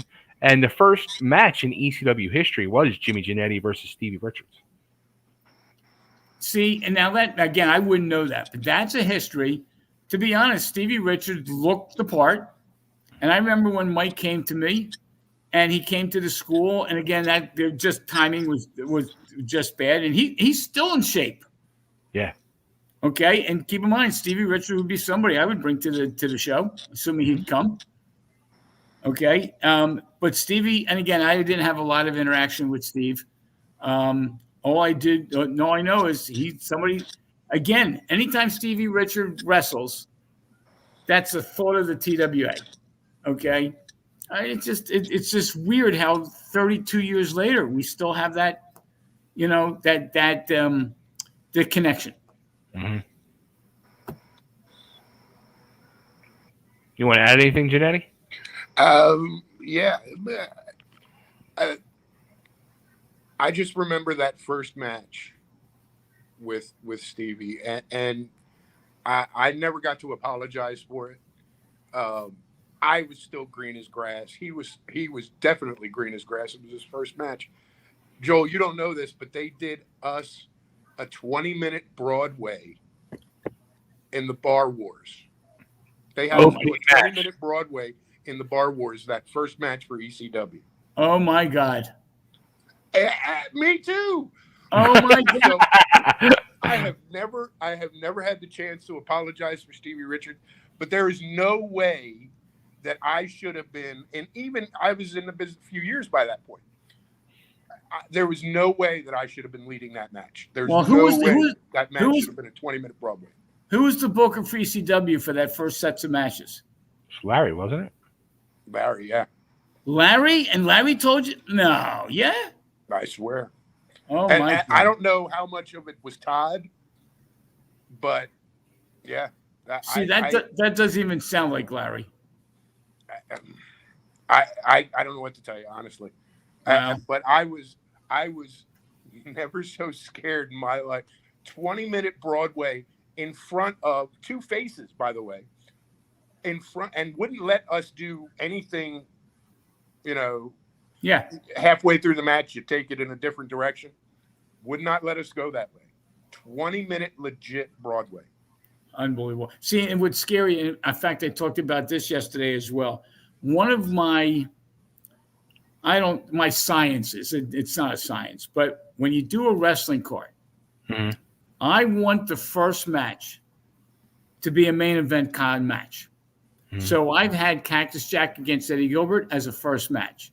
I had Stan Lane against Al Perez as a first match. And my philosophy was first match, then take it down and then bring it back up. Because the one thing that disturbed the hell out of me was you call a show for 8 o'clock and people show up at 10 after 8. It used to piss me off. And the one thing I always wanted to know that if you got there at 10 after 8, you missed something.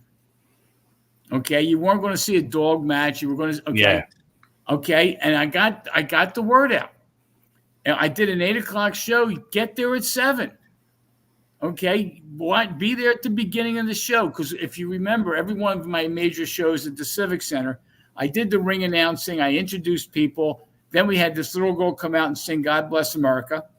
And then we had the first match. Okay, well, one time I had the first match. Again, I had Stan Lane against Al Perez. I had both guys come on the radio the week before. Okay, just trying to promote the show. And they were both asking to be the first match. So I actually announced from the ring, and you can see it on YouTube, where I got up and I said, you know what? It was on wrestling radio. And I had a piece of paper in my hand on wrestling radio. Everybody wanted to see Al Perez and Stan Lane as the first match. Here we got it. And the place popped. And I still saw people walking in late. It used to kill me. Okay? So we had Battle Royals that were the first match. We had those matches. So I always believed in have a main event style match, then bring it down, and then build it up. Okay? Well, one of the criticisms that I'll take, and I accept it, is on my Civic Center shows, I had 6 or 7 main events.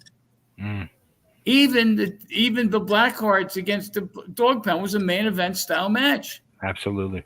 Okay? So when at one time I had a barbed wire match between Tony Stetson and Johnny Hotbody. Okay, that was a barbed wire match. That's a main event anywhere. Okay, I used to run angles. DC Drake and Larry Winters would run angles. Okay, nobody ever saw angles on a regular independent card, but we did. Okay, but see, to do a 20-minute Broadway with 2 guys that are relatively green, that had to be tied. There's no way, because Larry was my booker. There's no way. Larry bought into the idea of having a main event first match. Yeah, I do not know what to tell you. I like I said, I don't know how much of it was Todd or if there was somebody else that was calling that. But think about this. You just told me history, which I wasn't even aware of. You had Johnny Hotbody as the first champ. You had Stevie Richards against Jimmy as the first match. And we don't get recognition for shit. You know, it's crazy. Something you probably also don't know. When I was promoting shows, Bob and Lex Ortiz were part of my crew and family, and they started, chipping in with me and backing me. And one of the things they did was, and Bob presented this idea to me, and he goes, "How about we bring in Al Perez?" I'm like, right away, I'm like, okay. I'm like nervous. I'm like, how much is this going to cost me? He's like, no. He's like, we'll bring him in. He'll stay with us. We'll take care of it all. He goes, and Jannetty was my champ at the time. He goes, we'll put the strap on him. I'm like, wait a minute. This sounds fucking amazing, but this sounds expensive. Yeah. And I don't know if it's going to draw anything. And so we ended up doing it. We did it the first show, and we drew a few hundred people. Nothing spectacular, but it was a great match. And it shocked everybody because we were trying to take that page out of your book where you put the belt on Landell, and nobody was expecting that. Sure. So people were like, Al Perez, like what? And then we came back, and I had Steve Corino against Perez. Okay. But then I ended up folding up because I hit my limit and lost $25,000. Okay. Well, it was weird. There's so many different ways to do it. Yeah. And none of them work. Exactly. Okay. And the reason none of them work is if you drew 200 people. Yeah. If the next show you don't draw 400, you're done. Mm-hmm. Well, that's what I learned. I would have 1,500 people, and then I would do a show at Tabor and draw 200. Yeah. Why aren't I remember you saying that, and Jannetty, I don't know. You tell me if you remember Joel saying this. If you might have said this on the latest radio show, if I had the people that came to my center shows come to my house shows, this wouldn't be happening. Well, I'll go one better. I had 29,000 listeners per quarter hour for my radio show. There's something called a Q factor. Yeah. Okay. And I had 20. If everybody who listened to my show came to my show, I could sell at the Spectrum. Yeah. Okay. I had 29,000 listeners and draw 1,500 at the Civic Center. Yeah. So 28,000 people listened to the show that wouldn't buy a ticket. Okay. And it was weird. Somehow or another, the shows that I were putting together, I wasn't drawing the people, the 29,000. Mm-hmm. Okay, I got my hardcores there. Right. But I always felt, and obviously, if I ever got Hulk Hogan, I would sell the building out. Sure. Well, Hulk Hogan isn't a wrestler. He's an actor. Yeah. Okay, and what's amazing about Hulk Hogan, he's 11 days older than me. Okay, and I look at him, and God bless him. I mean, he's still, with the bad backs and everything else he's got, the guy's still in shape. Mm-hmm. Okay, so he's 70 years old. He'll be 71. He's 11 days older than me. But if I got Hulk Hogan right now to come to the 2300 arena, we'd sell 30,000 tickets. So it's not the show. A lot of people buy it. They're not wrestling fans. They go back into the bulk of the wrestling fans are missing the big picture. Right. They don't like wrestling. Mm-hmm. Okay. They don't. Bob Backlund, when Bob Backlund was the champ, he was as entertaining as hell. He was boring. Yeah. Okay. But that guy could wrestle.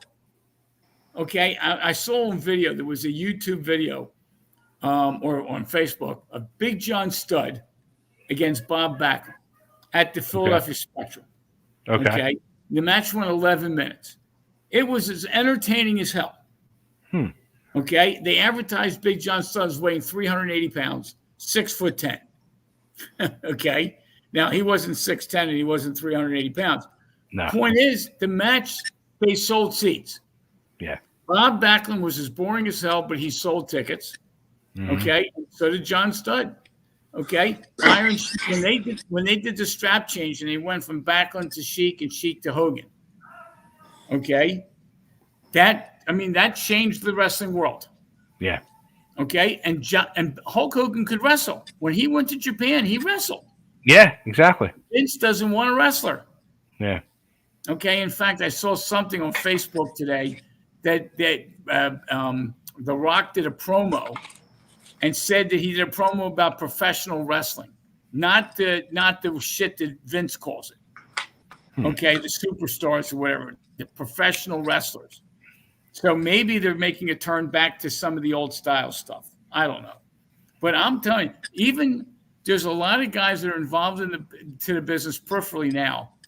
But even guys like, Steve Carino was one, but you got Taz, some of the guys that were independent that have made it. Guess what? The reason that they made it was we created the kind of attitude era that those guys can make money. I'm still convinced Cactus Jack is a multimillionaire, not because I created him, because I didn't, but I took him up a couple notches from where he was. Oh, I agree. Okay, and then he ran with it, and I'm in his book. Okay, but at one point he was wrestling. He didn't need me. Yeah. I took him up and got him the notoriety, and that program with Eddie Gilbert. He cashed in. That took him to the next level, absolutely. Well, and the funny part is, since January 18th of 92 to this moment, I have not said hello to Cactus. I have not called him, haven't touched base with him, haven't emailed him or texted him. I don't even have his number. Okay? If I went and saw him, I think he would remember who I am. Hey, I guarantee he would.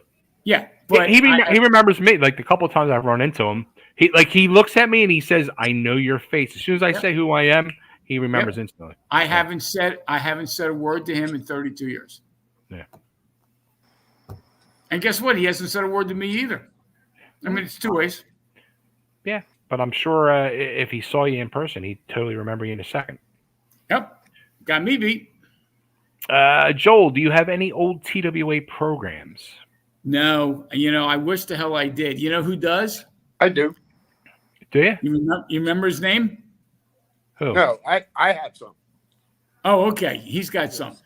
The guy that published them for me was a guy by the name of Larry Galone. And Larry, he lives in Havertown. And Larry actually lived across the street from my business partner.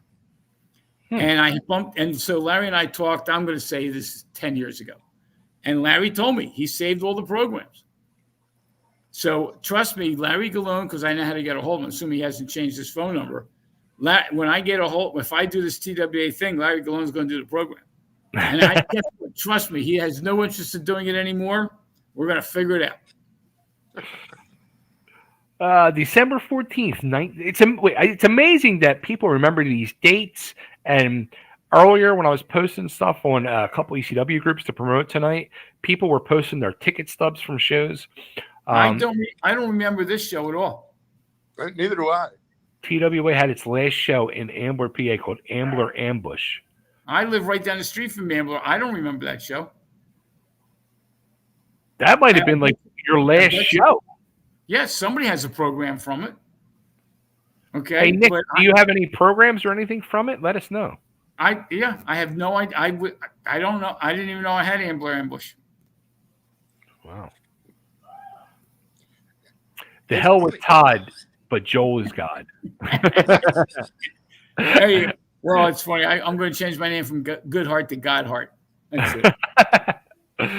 Oh, let's see. Gianni, thank you. Thank you. I appreciate the compliment.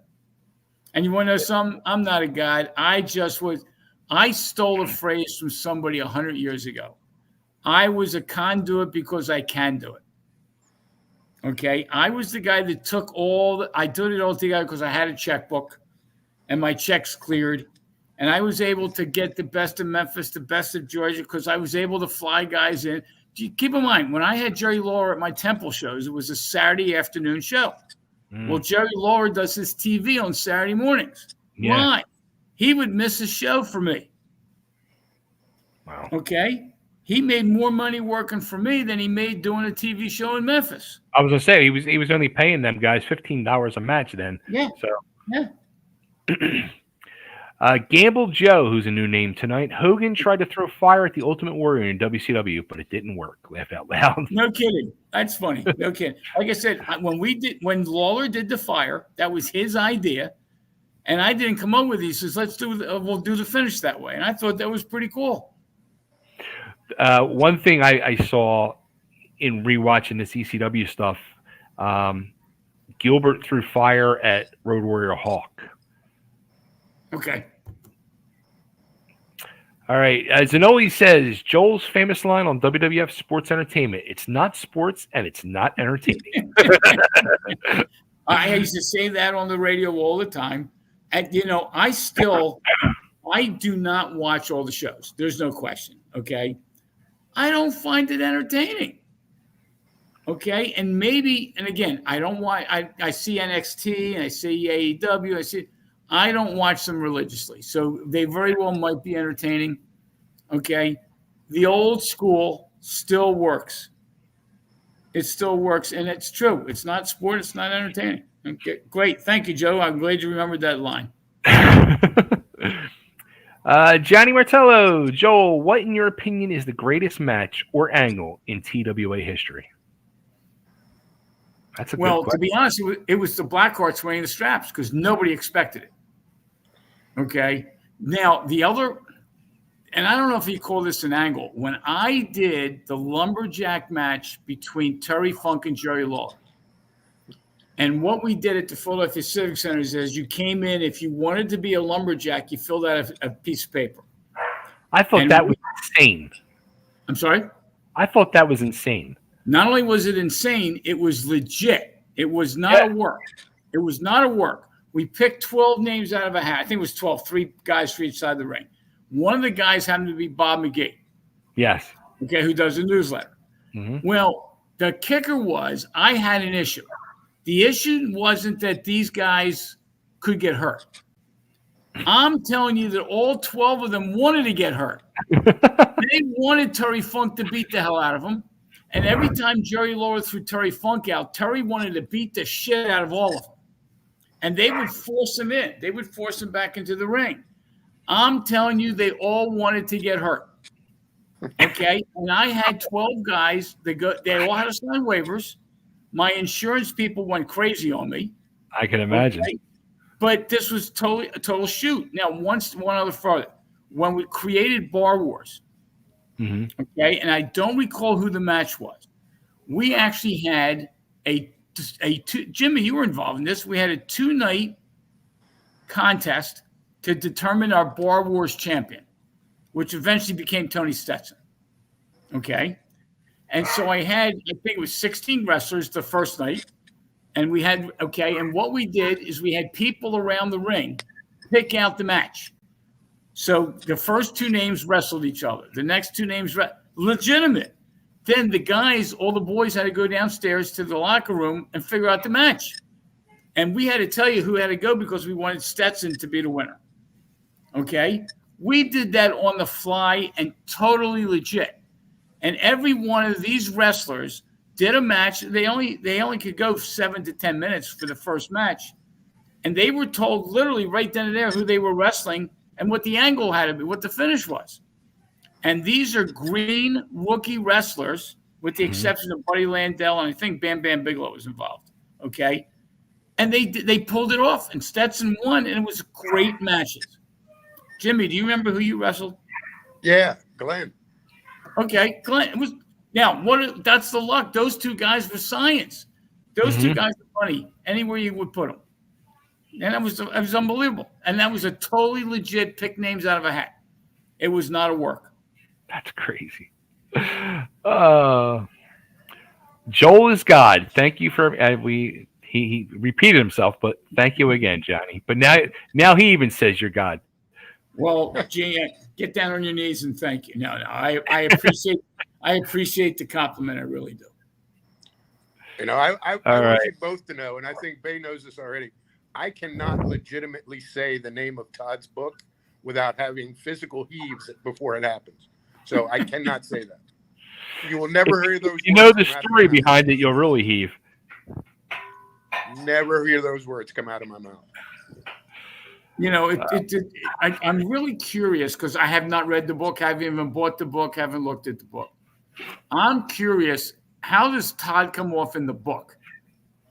Does he I'll tell you this. Yeah. Jay Sully texted me yesterday, and he says to me, he asked if I read the book yet. I said, I haven't read the book. He said, I'm going to buy you the book because I want you to read it. He said, I can't believe the things he wrote in there about himself and admitted to the world the things he did, especially knowing he has children. He's like, why would he admit these things in public? He said, he goes, I want you to please read this book, and I want your opinion. I mean, and it's funny. Like I said, I'm writing a book, and I certainly have been taking forever to do it. My book, when you read the book, if it is a wrestling fan's almanac, okay? There's no foul language. There's nothing that you would – I'm telling you that this is an almanac of the history of professional wrestling because I was there. Didn't realize it at the time. But here's the difference, though. Like, and you just said, like, your book and the way you ran yourself or conducted yourself was as a promoter. Yeah, you had like a little wild side to you, fun side, Sure. Todd, we all knew Todd when he first came in. He was this one person. When I was out of the early ECW part and went back a year and a half later when it was Extreme, Todd was a completely different person. The whole Extreme lifestyle, Todd, became part of. And he was doing drugs. He's sleeping with the groupies. It was a whole different thing now. So it was kind of like, what the hell happened here? And, I've heard, more stories as of late with this whole Todd is God thing. And it's like, holy shit. But I'm not surprised because the things that were going on, I was privy to, and it was insane. It was out of control. It really was. See, and it's weird. Maybe it's me. And Jimmy could talk more about this. I was the promoter. I wasn't the booker. Okay. I didn't go hang with the boys. That was not me. To me, Todd went over the line. And again, I haven't read the book, but I'm getting the stories. He went over the line. You got to separate yourself. If you're the promoter, and you really have say over who's getting the titles, etc., you can't be buddy with your wrestlers. You got to keep a distance a little bit because at some point you're going to tell the guy he's got to do a job. Yeah. All right. So to me, I didn't. That was me. That was Larry Winter's job. Yeah. Okay. And that wasn't mine. I just didn't. I never went over the line, so I never got into the lifestyle. The only thing that I did, quite frankly, back then is I wore my hair long. And I would wear my sunglasses and the skin boots. That was kind of my trademark. Mm-hmm. Okay. But that was it. And the satin jacket. And that was it. Okay. Now, even today, when I still do these concerts. When I do the concerts and I go out to introduce them, I wear my sequin jackets and all that bullshit. Okay. But you don't, I never put on the boots. So I couldn't pretend I could put the boots on. Yeah. On the other hand, a lot of the wrestlers couldn't promote shit. They couldn't sell a ticket.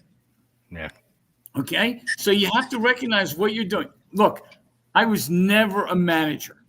I did management for the ECWA. I sucked at it. Okay? I lasted for a year or two. It was the end of that. If you're good, you figure out your role. Look, the guys that did the Zanolis, the Finnegans, the Malinos, they were perfect referees. Okay, they couldn't wrestle for shit. Well, guess what? I was a guest referee one time in South Philly. I was so out of breath after that I couldn't breathe. Okay, so you got to recognize what your role is. Yeah, and you can't blur it. You can't be more than one. You just can't. And look, even Flair sucked as a booker. Mm. Okay, Dusty Rhodes was a great booker. Yeah. Okay, and he was able to do both. It's hard. Yeah. And then you especially in the science of wrestling, to be able to tell a story in 10 to 15 minutes and a match, you need to be a professional. Yeah. And you can't be worrying about your next 5 matches and going in the back and making sure they're all ready when you're out in the. You can't. Mm-hmm. You're right. It's just me. That's just me. Joel, if you ran ECW, would you have made Chubby tag champ or world champ? No. No. Chubby, what I would have done is made Chubby the tag champ by himself. Yeah, there you go. Okay. No, it's weird. Chubby. Now, I didn't see Chubby in his. In fact, to be honest, I have never seen you wrestle. Yeah. Okay, yep. I saw you in in the Ringmasters. I've never seen you wrestle professionally. Yeah. Okay. Now, let me change that. I only saw you wrestle one time when we did that show in Plymouth meeting, and you were in the Battle Royal. Oh, the Battle Royal. Yeah. Okay, that's the only, and that was the only time I've ever physically seen you wrestle. Yeah. So, on a scale of 1 to 10, how good were you? 2. How about if I tell you you're only as good as your opponent? See, that's the science. You could be a 2, and if you're in the ring with the right guy, you'll look like a 10. So to answer your question, Johnny, it depends upon who he was wrestling against. Because if you wrestled against the Blackhearts, you would look good. Okay? I'm serious. And have your ass beat and be sore as shit afterwards. Doesn't matter. Doesn't matter. Point is, when I ask you how good you are, it's not how good you are, it's how good your opponent is. Yeah. That's the difference, and maybe that's me, but that's what makes you a better wrestler is your opponent. Zanoli said Ron Shaw recently did a shoot interview with James Romero for WSI. I gotta get a hold of him. Chubby, you gotta figure it out. All right, I'll track him down. We got it. And again, Ron Shaw was our wrestling school. Ron Shaw was never part of the TWA. He managed J.C. Smith 1 or 2 shows. Yeah, after I started, he was only there for like a month or 2, and then he left. Yeah. Well, he managed Red too. He managed Chet too. Yeah, that's right. He managed CN. Oh, really? He managed a Temple show. Yeah, a Temple University. Was he? So he was a heel? He acted as a heel manager. Really? It was Chuck. It was Chuck against Chet, and Ron was Chet's manager. Yep. Huh. He was doing some kind of like, I guess almost like a John Tolis gimmick, like the coach. Oh, okay. Yeah. Okay. Yeah, I kind of remember that. He wore a sports jacket. And it's funny because Ron Shaw and Larry Winters made Ringmasters, which created Sandman, which created Jimmy Jannetty, Ron Shaw had a part of it. Mm-hmm. So I would love to get a hold of Ron. Okay. Mondo Clean is on Facebook with his birth name, but he's not involved in wrestling. Tony, if you could send me over his Facebook, that'd be awesome. See, and even though he's not involved, Jimmy's not involved in wrestling. So what? When we're going to do this show, Jimmy will come up. Mondo, if he's still in New York, he'll come down. I hope. Can we find any TWA footage anywhere? Okay, well, YouTube has a ton. Okay. Now, the answer to your question is we do have some DVDs. Okay. The problem is the video quality sucks.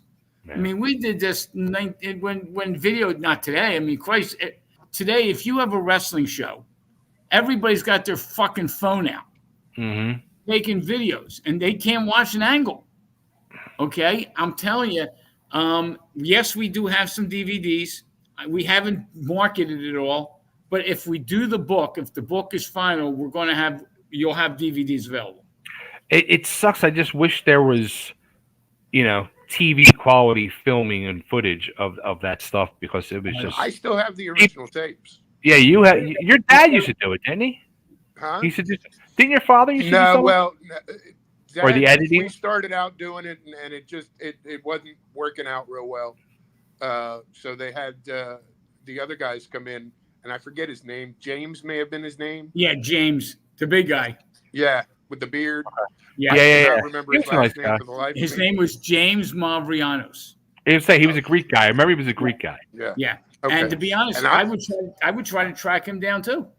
I still have the original tapes of some of the Temple stuff and some of the Civic Center stuff. Wow. And I'll tell you, the other thing is I'm having I wound up having a bunch of cassette tapes of wrestling radio. Mm-hmm. Okay, and I'm getting some of those put on, so we're going to start marketing them. I don't know who's going to want to hear those things, but I figure, what the hell? Surprise. Yeah, put them up on YouTube. People listen. Yeah, well, I'll certainly get a hold of you because you'll get the word out. Zanoli says we did Breaker versus Wild for a year. That was our Tully versus Magnum TA. Yep, I'm telling you, I could do that match over. I could do that forever.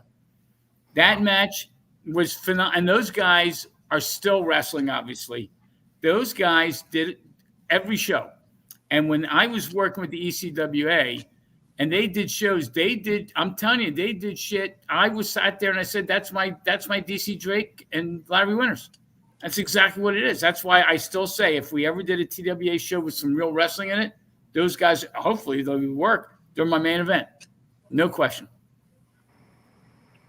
Dave Westwood, watching on my TV now, but had to comment to say hi to you guys. If I wasn't 140 pounds then, I probably would have went to wrestling school and been a TWA alumni. I spent enough money on the shows. Well, to me, you could be 140 pounds and still do well. Okay. And, again, there you go. Yeah. Jimmy just raised his hand. It's only as good as who you're wrestling. That's a science that I learned from the Jerry Lawler, Terry Funk, Abdullah the Butcher. I learned from them. It's who you wrestle against. You could put Abdullah the Butcher against Jimmy Jannetty, and he'll make Jimmy Jannetty in his heyday, and Abdullah in his heyday, he'd make Jimmy Jannetty look like a star. Okay? And the reason, that's how he put himself over. He improved the wrestler he was wrestling against. So he told me stories when he wrestled Carlos Colon. Colon was a popular guy, but Colon wasn't the kind. Abdullah would just get in the ring and beat the hell out of him. Mm-hmm. And they beat each other up to the point where everybody thought that these guys were great. Abdullah wasn't a great wrestler. Okay? I mean, that's the science. What made Jimmy Jannetty was the ability to wrestle against a Glenn Osbourne and make that work. And then others along the way. All right. Tony says, I am only speaking for myself. He turned me off on his book tour. I'm not a wrestling expert, never worked in the business, but it was Gordon is great and everyone else is an idiot. That's the name of his next book. And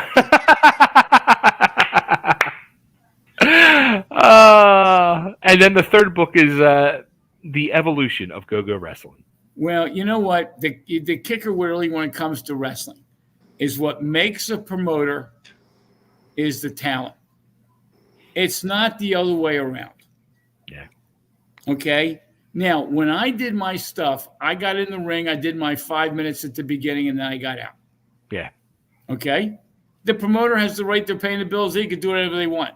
When a promoter then puts himself over, okay, Vince McMahon does, everybody hates Vince. Okay, he was paying the bills, and Austin kept beating the shit out of him. Yeah. Okay, you can't put yourself over. And if that's what Todd's doing, that's his new book. Gordon is great, everyone else is an idiot. There you go. Did you ever have any experiences with Vince over your time or any contact? Only one, and he wouldn't remember me. This goes back to when we had the squared circle. Okay. Because we were distributing so much of Hulk Hogan's crapola, we got an invitation to Hulk Hogan's party in New York. He had a birthday party.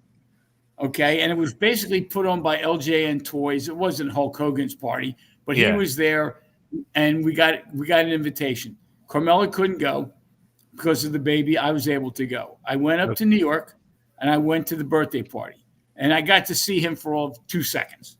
Okay. I said hello to Vince. And I said, in fact, I actually said to Vince, you may know who I am because I ripped you on television in Philly. Okay. He didn't know me from Adam. And of course he said, oh, you're the guy, right. He bullshitted me. And I get it. So that's the only interaction I had with Hogan and the only interaction I had with Vince. How about with the Crockett's, since you were working with them? One time Carmel and I actually went down to North Carolina and actually met with them. Okay. And what had happened was when I was working with Elliot Murnick, they wanted to know his eyes and ears in Philly. So one thing led to the other, and we were selling a lot of Carmel and I wanted to hook up with Crockett and get the T-shirts and the hats and the paraphernalia for the store. So we had an interaction. I mean, I'm not going to tell you that it was good business. Okay, and I'm not going to tell you we hit it off and we communicated forever. I'm not going to go there. But we went down to see if we could do some business. But yeah, we actually met them down in North Carolina. Yeah, but no, that never took off. And in fact, to be honest, when we had with Lawler, I tried to get a lot of Lawler's merchandise up here. And we were tight with Lawler. I mean, Carmelo was really tight. Yeah. Because the problem was you couldn't get it shipped up here. And nobody cared. Nobody was going to wear a Jeff Jarrett shirt. You know, that was the problem. So even though we hooked up with these different little territories, it didn't mean that Austin Idol had some great merchandise. Mm-hmm. I wouldn't have sold one shirt. Okay, great. So it just depends. Yeah. It really depends.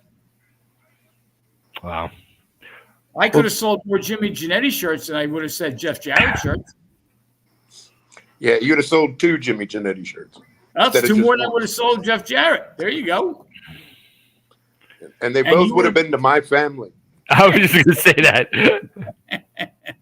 No, that's not true. Because you had like a little, there was like a, what should I say? A harem? Let's behave ourselves. Yeah. How about Chubby Dudley? Any Chubby Dudley shirts? Not yet.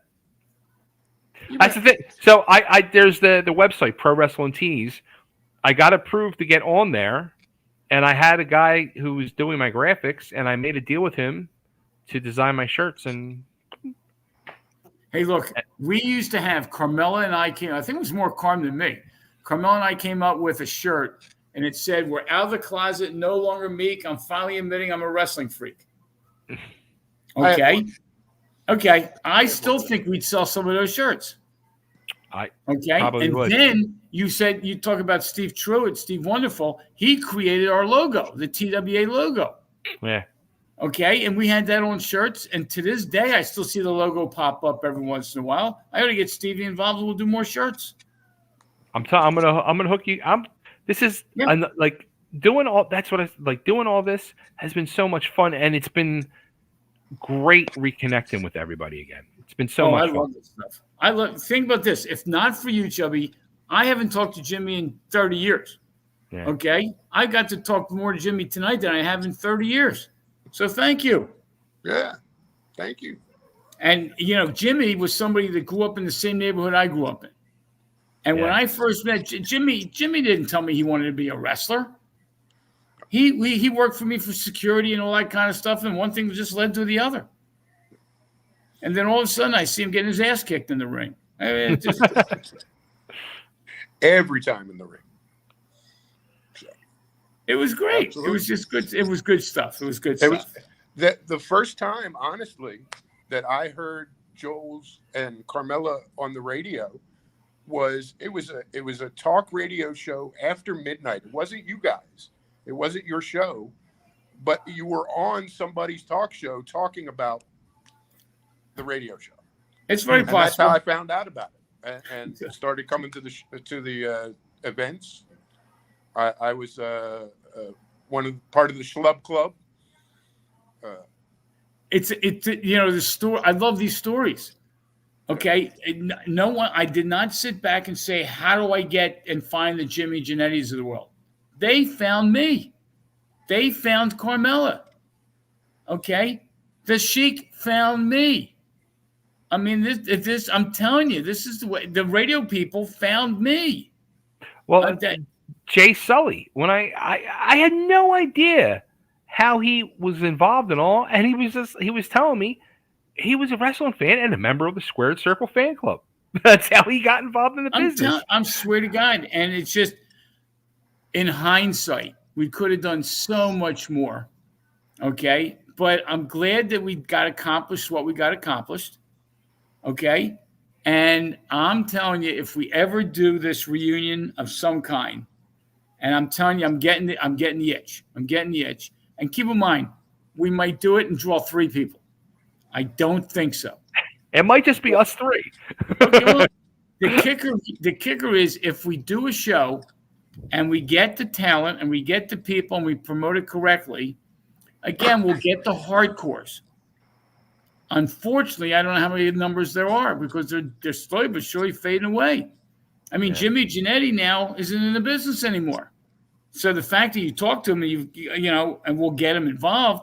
But and look, we're liable to put the show on, and Jimmy's liable to turn around and say he doesn't want to get involved. Not everybody wants to be involved in this thing, okay, if we do it. I'll be there. I count on him being there. Okay, but I'm telling you, everybody's got their own opinions. Are you going to check out any of the festivities during WrestleMania week? I have no intention of going. And WrestleMania week, again, WWE doesn't do shit for me.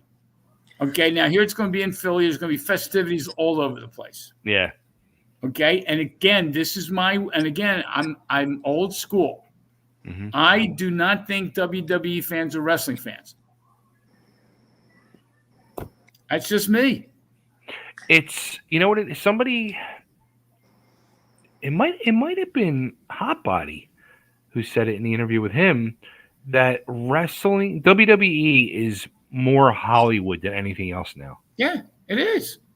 Look, when Vince McMahon appeared in front of the New Jersey legislature and said wrestling is fake, it's all show.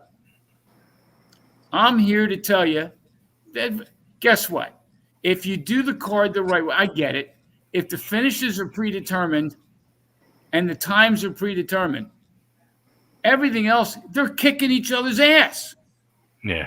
Okay, it's not fake. Now, you watch WWF, it's all showbiz. Okay, it is what they think is sports entertainment. It's not sport, it's not entertainment. Yeah. So the WrestleMania, and I get what's good for Philadelphia, I get all that kind of stuff. I have no desire. None.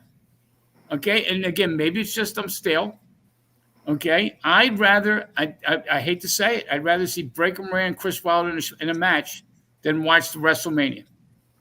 That might sound crazy. Okay, and today, those guys, I'm not, the Tony Stetson and John Hotbodies, that was 30 years ago. Yeah. Today, when you can get, again, I'm just giving Breaker Moran and Chris Wilder and get them to do a match, and you can watch that, that's worth the price of admission. Okay, and but The Rock is not it's just not for me. And again, good, bad, or indifferent. It's just not my style. What are your thoughts on another thing that's very different with the business now is the whole explosion of the women.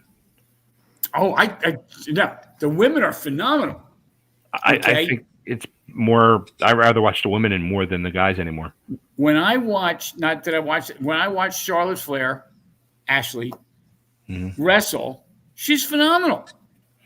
She's doing shit that men won't do. Yeah. Okay, and then when you watch some of these women, the neat thing, it's funny. I would rather watch women's basketball than men's basketball. Okay. Okay. The reason for that is the women can't dunk. Okay, so they have to shoot. Right. Men, these guys are all hot dogs. They're all doing three-pointers and dunks. Yeah. Women give you a better basketball game. Well, guess what? These women are wrestling. They are killing each other. Okay, and I think that the women, there's an explosion for a reason. These girls are really good. Yeah, they are. They're entertaining as hell. And women, women can get away wearing stuff that men can't. Okay, so some of these women, they're half naked wrestling. Okay, and they're wrestling. I think they're more old school in what they do than the guys are. Yeah, I agree. I agree. I don't know, but like I said, when I watch Charlotte do her stuff, I mean, she's built, okay, and she's a Flair, and the girl can wrestle. She can do a match. And I'll tell you what the girls also do well. They also tell a story. They are telling a story, and I forget the girl's name who's got the really long hair. The one that whips people with their hair. Yeah. With her hair. Yeah, I'm not sure who that is. Yeah, I don't know. Okay, she's taking a gimmick. She's taking a gimmick and making it work. Yeah. Yeah, no, I like the women. For sure.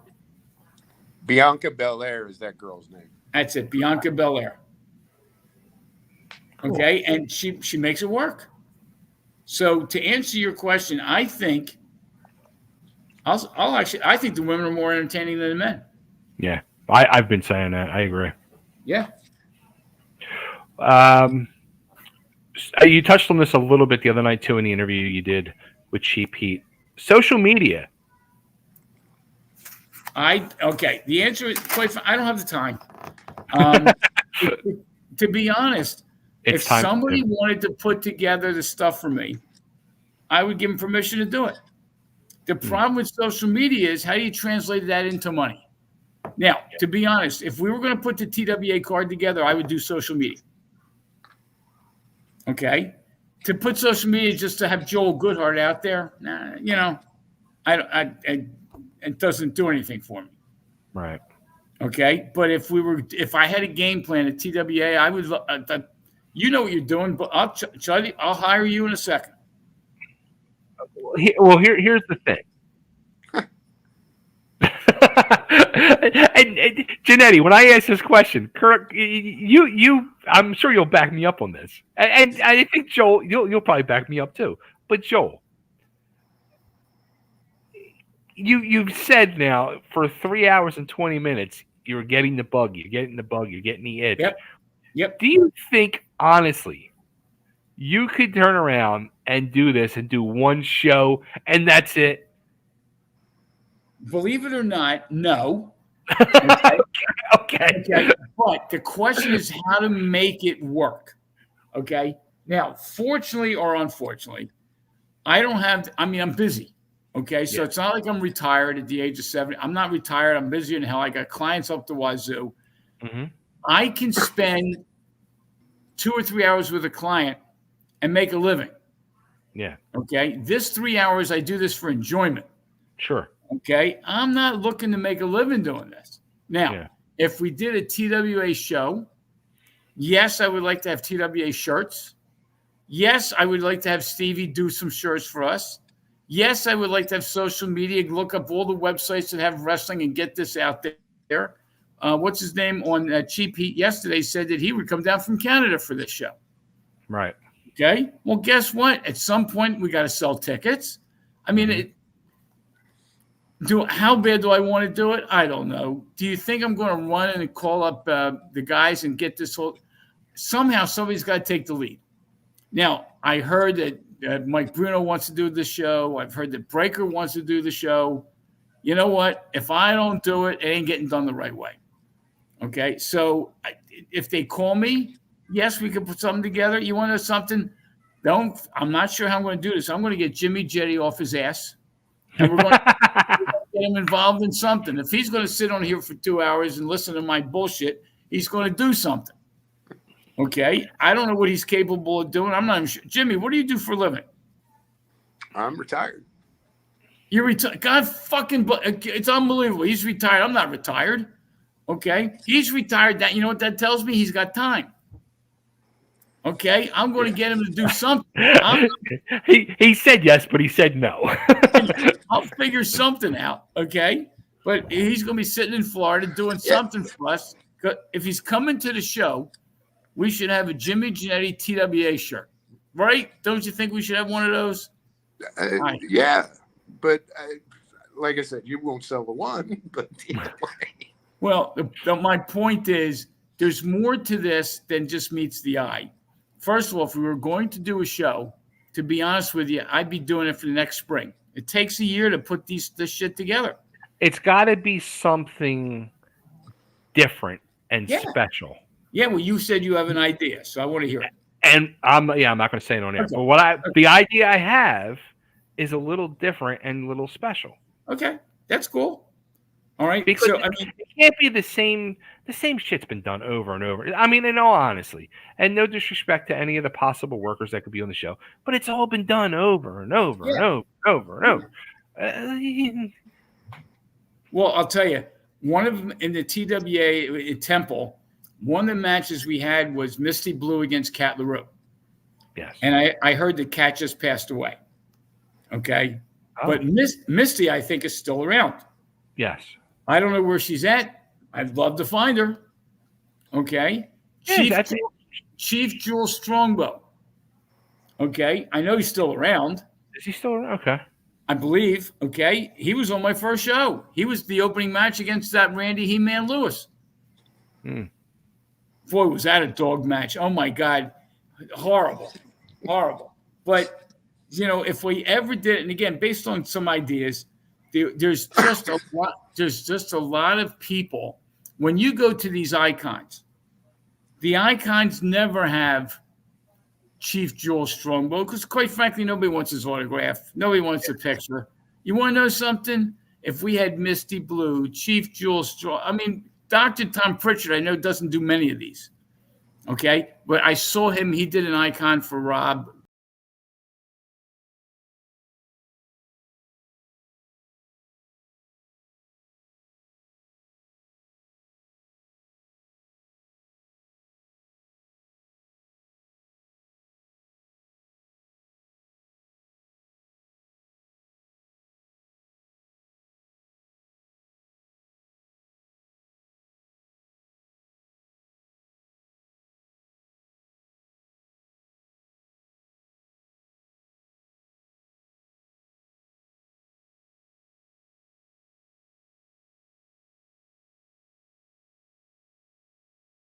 Johnny says Misty Blue is around. She's booked for a convention in Charlotte in August. There you go.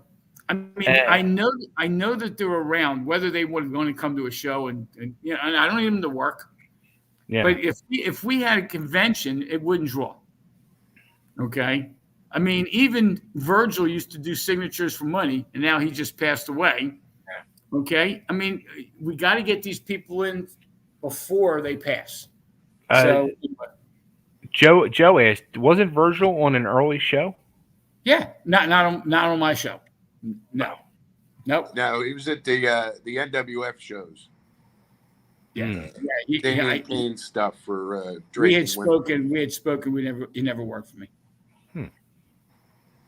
Okay. Well, Joel, this has been amazing. This is a lot of fun. Yeah, this is 3.5 hours, and I'm still getting ready to get started. Hey, you said 24 hours. That's it. No. I appreciate. First of all, I appreciate all the compliments that were sent in from the viewers. I do appreciate the comments. I really appreciate Chubby me hooking up with Jimmy Jannetty. Okay, Jimmy. I knew you would like that. If you don't mind, I'm going to get your phone number from Chubby and give you a call. Please. Yeah. Okay. Got it. And I thought you had it before. I'm sorry? I thought you had it since it's the same number as 2009, to be honest. Wait. Let me just see. I don't think I do, but let me just check. Hold it. I'll kill some more time here. Under J for Jannetty. Let's see. Jannetty. Oh, I do. Well, let me ask you a question. I won't give the number. 3934. 3934. I do have it. Right. All right. I got the number. So I will definitely give you a call. Yeah, please. Anytime. And Chubby, let's keep in touch for sure. Jimmy, I will give you a call. We'll talk. I got a couple more newbies here. We got Inagata Davida mentioning rest in peace Virgil, and also about Arn Anderson was the most underrated worker, and they also had commented rest in peace Ole Anderson. No, let me tell you something. Arn Anderson was phenomenal. Yeah. Now, here's a quick. You see Inagata Davida, which used to be it was the song for Iron Butterfly. Mm-hmm. Okay. The first concert at the Spectrum here in Philadelphia. Okay. Iron Butterfly was the main event. Who was their opener? Ooh, that's a good question. Who? The Grateful Dead. The Grateful Dead opened for the Iron Butterfly. And that was the first concert at the Spectrum? First concert at the Spectrum. Really? Yep. Iron Butterfly opened up. Can you believe that?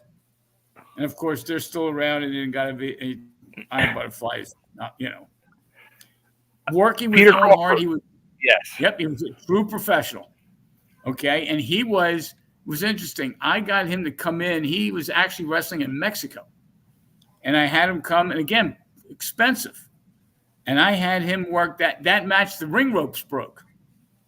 Oh, yeah. The ring ropes broke, and they still worked around it. Yeah. Okay, and I keep forgetting his name. The fellow that he wrestled from Japan. Takayuka Izuka. He just passed away too. Really? Yeah, I heard he passed away earlier this year or end of last year. Oh wow. Yeah, I might be wrong. Hopefully somebody will tell me I'm wrong. But when Owen did that match and the ring ropes broke, here I spent a fortune. I'll never forget also the day before I met the guys at the airport that came in from Japan. He flew in from Japan and Owen Hart flew in from Mexico. That was an expensive match.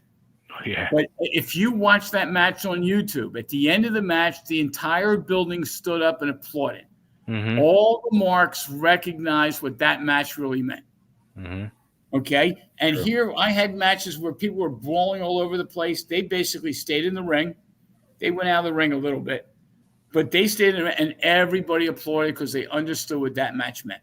Mm-hmm. Yep. And that was my deal. I was going to have a deal with Japan for every match. I was going to have one of the guys on one of their matches. And the reason was they wanted the magazine coverage. Goes back to the magazines. Takayuka Izuka is there you alive and well. Good. God bless. And I heard something wrong. Thank you for Nick for giving me that information because I don't know if he'll remember coming to Philadelphia. Okay, but that match with Owen Hart was again, didn't sell any tickets. The hardcores were coming no matter what. All right. How about where are the old TWA titles? Oh, well, the belts, Todd Gordon took the belt. Yeah. And the heavyweight belt for ECW was my belt. Mm-hmm. So those belts, I don't know what happened to the ring curtain. I don't know what happened to the belts. Todd took the belts. I think one of the tag titles became the television title originally. Okay. I mean, he didn't. That's all Yeah, I'd always heard. I don't remember. He didn't go and make new belts. I can tell you that. He used my belt. Yeah. Mm-hmm. Inagata Davida is asking your take on Vince McMahon. Oh, well, I don't like him. Never liked him. He killed the sport, but he's a billionaire and did successful things. So he made money at something I couldn't make any money at. Now, it depends upon what your definition of successful is. I don't think he's a wrestling promoter. Okay, and again, that's just I'm still old. I'm still anti-WWE, WWF. I'm still they are. I said on the radio, they were the Harlem Globetrotters of professional wrestling. Mm. That was I talked about that on the radio. Okay, if you go to a Harlem Globetrotters, it's professional basketball. Yeah, but it's not basketball. If that makes any sense. Sports entertainment. It's not sports and it's not entertainment. I don't like that name. Thank you, Joe Zanoli, for reminding me of that. How about, beside Flair, who was a wrestler you would have loved to have gotten in TWA? Piper. Ooh. I'm sorry? Piper. Well, see, it goes back to if you're talking about Piper, there's no question. Piper. Keep in mind, Piper never wore a belt. I mean, really, in the W, he never wore a belt, and he was over so big it was ridiculous. Yeah. But if you're talking about a wrestler, I would have loved to have gotten in TWA for a show. The way they question here for a show, the answer is still Flair. I still wanted to get Flair in for one show. Okay, Piper. See, Piper, you bring him in for one. No, you got to bring Piper in for a whole program. Okay, Piper was phenomenal. The one wrestler. Well, God. Before we had TWA, Carmel and I did a show in Atco, New Jersey. Okay, and we had Dick Slater on that card. Okay. I would have loved to have Dick Slater in the TWA because he was one of those. You just put him in the ring, tell him who his opponent is, you got yourself a match. Yeah. Okay. And the other one that we had on that card was Tommy Rich. Okay. Tommy was another one. He never was in the TWA. again, the old school guys down south, just put them in the ring. Yeah. They know what they got to do. You don't have to tell them anything. So the answer to your question, Peter, Tommy Rich, Dick Slater for sure, and Tommy Rich. Inagata Davida is actually asking about Vince with the recent allegations. We want to know something. You can make allegations about anybody. Okay? I don't know if they're true or they're not true. That's what you have a court of law for. But I'll say this publicly. I'm a Trump guy. Okay? And I don't care what your politics are. I'm a Trump guy. He's got 91 charges and not one of them are real. Okay? And I don't believe a single one of those damn things. Now, that's me. Okay? So the allegations, they could be all false or they could be all real. Let the court of law determine it. Okay? But Vince McMahon is a billionaire, probably several times over. His family is financially secure, and it's all because of what he perceives as wrestling. Okay? And he did what his father would never want him to do. His father turns over in his grave all the time. Okay? Because his father respected the territories. Yeah. Okay? And what Vince decided was, I can blow away the territories. And he did. But we all keep trying. Jimmy's not, but we're all trying to figure out where our territory is. Okay? And what he decided was the whole world's his territory. And guess what? He made money and I didn't. That's the way I look at it. Yeah, I'm trying to like. Yeah, I don't know. There's this. Yeah. Again, and the kicker is when there's no right or wrong. Yeah. Okay, look, we've all been in the dressing room. We've all been in the back. We all know what goes on. Having cheap sex is not a problem. Well, there's a difference between cheap sex and when you're paying people millions of dollars. I mean, cheap sex. Guess what? That's my point. I mean, what he did or what he didn't do, allegations. God, more. If he's going to go to jail, if what they say he did, he should go to jail. Yeah. Just prove it. And if they can prove it, he's got himself a problem. Yep. I mean, I think he's guilty as fuck, but I don't think he'll go to jail. Well, I think guess what? If pay millions or billions of dollars and walk away. Yeah, well, and guess what? If he does that, if the woman who he did it to accepts $10 million, who's at fault? Oh, she's. Thank you. Totally. Okay, the allegations are what they are until you're innocent until proven guilty. Well, she was going to accept $3 million, but he only gave her $1 million and stopped paying after that. That's typical of Vince. That's it. And that the only reason, everything was fine and dandy while she was getting paid, and then he stops paying, and then all of a sudden, Well, and again, whatever the charges are, if it goes to court and he's found guilty, he's found guilty. I mean, I got enough issues with my life for me to worry about his life. Yeah, exactly. As scummy that Vince McMahon is, somehow the guy always comes out smelling like a rose. Well, guess what? When you're worth $1 billion, you can do that. There you go. Okay. I mean, and the reality is, look, I think we've all been in situations that you can get three sides to the story. Yeah. Okay. Well, Vince has got one side, the woman's got another, and then the truth is somewhere in the middle. Mm-hmm.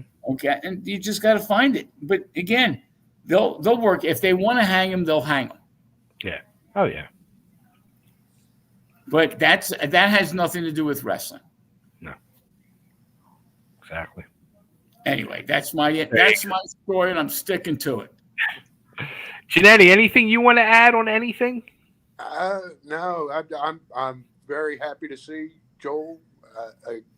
Again, I haven't seen you since 2009, Yeah. That TWA show, and talked to you.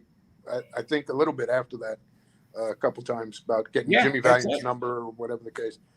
But yeah, so I'm happy to see you. Happy to see you're doing well. Happy to say hi to everybody. Yep, and I will definitely, like I said, I got your number. I'll give you a call. We'll definitely keep in touch for sure, and we're going to get you up here at some point. Yeah. So yeah, and you know what? We got to get David Gangrel up too. Oh yeah, well, I saw him at one of these Icon shows. When you see him, tell him I said hello. I will. Okay, for sure. I do go to the school there. He's working with another school down here in Florida, Fort Lauderdale area, CCW. Oh yeah, Nelia. Yeah, Nelio and them, and he's doing well there. Good people that are there. Mm-hmm. So I do go occasionally, but yeah, he worked hard. At some point, I was banging my head against the wall. No, tell him I said hello, and like I said, he worked hard for me. Hey. And I didn't have to tell him a thing. Gangrel will tell you. Yeah. Okay, Luna kind of controlled it, but I didn't tell him a thing. No. And that's why I say those are the kind of guys I love. The Stick Slaters, whatever you just put them in the ring, they know what they have to do. Mm-hmm. And then you get guys like Chubby Dudley that fuck it all up. Because I knew how to fuck it all up. That's what I knew how to do. I've never seen you wrestle. I got to find an old tape somewhere. Yeah, I lost my tapes in my divorce. Boy, we've all been there. Mm-hmm. Oh, that's cool. Yeah. But well, all right. If anybody wants to get a hold of Joel, he is on Facebook, or you can hit me up and I can connect the dots for you. Stay tuned to the channel. Make sure you go down below and subscribe. We're going to what I want to do, and I'm going to throw this out here while Joel's on here now. I want to get like 2 more of these and get like Johnny and Tony on here and Jannetty, and just I do like little reunions and little like maybe come up with like a topic or something, or maybe we'll like dissect some shows. We'll talk about some of the big shows and just I will come on anytime. Okay. So if you get Stetson and Hotbody, you want a third body, I'm doing it. I'm telling you, I love this stuff. We talked for 3 hours and 43 minutes, and this thing went in no time. Yeah. The funniest one was definitely so far the Stetson one, because we sat here the whole time drinking. By hour 2, Tony's a little buzzed. By hour 3, Tony's pretty shit-faced. Yes. Yeah. And he called me the next day, and he's like, I was so drunk. He's like, I was late for work. He's like, I was cursing you this morning. But we had such fun. Those were the days. But if you want to get Stetson Hotbody on one with me, I'll do it in a second. Awesome. Okay. Awesome. If you want to get Glenn Osbourne and Jimmy Jannetty on, I think that would be a great show. Yeah. Well, the funny thing is, when I came for my tryout, I had some friends with me. We all tried out, and you were like, all right, sit down on the floor and watch this match. And you had Glenn and Jannetty work a match. And I remember saying to myself, this shit is real. I don't know if I can do this. I'm telling you.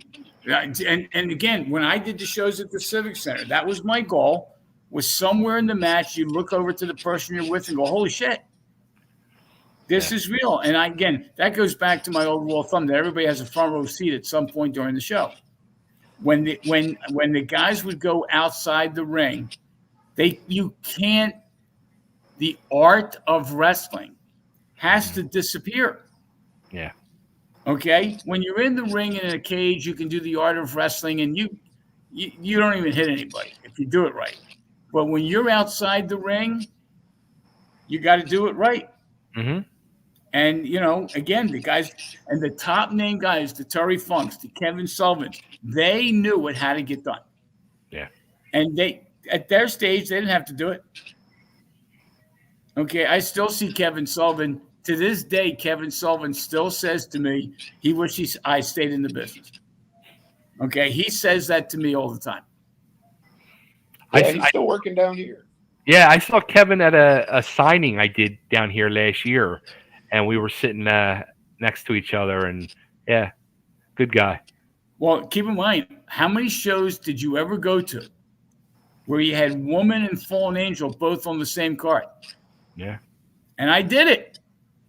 And when I asked Woman to do that, she jumped at the idea. Nobody else ever asked her, which I thought was amazing. Yeah. I got them both on this. Oh my God, she was sitting in the back, messing around with her hair. Okay, but I got them both on the same card, and nobody, unless you guys know someplace, nobody else did it. And when I asked her to do it, she said nobody else ever asked her.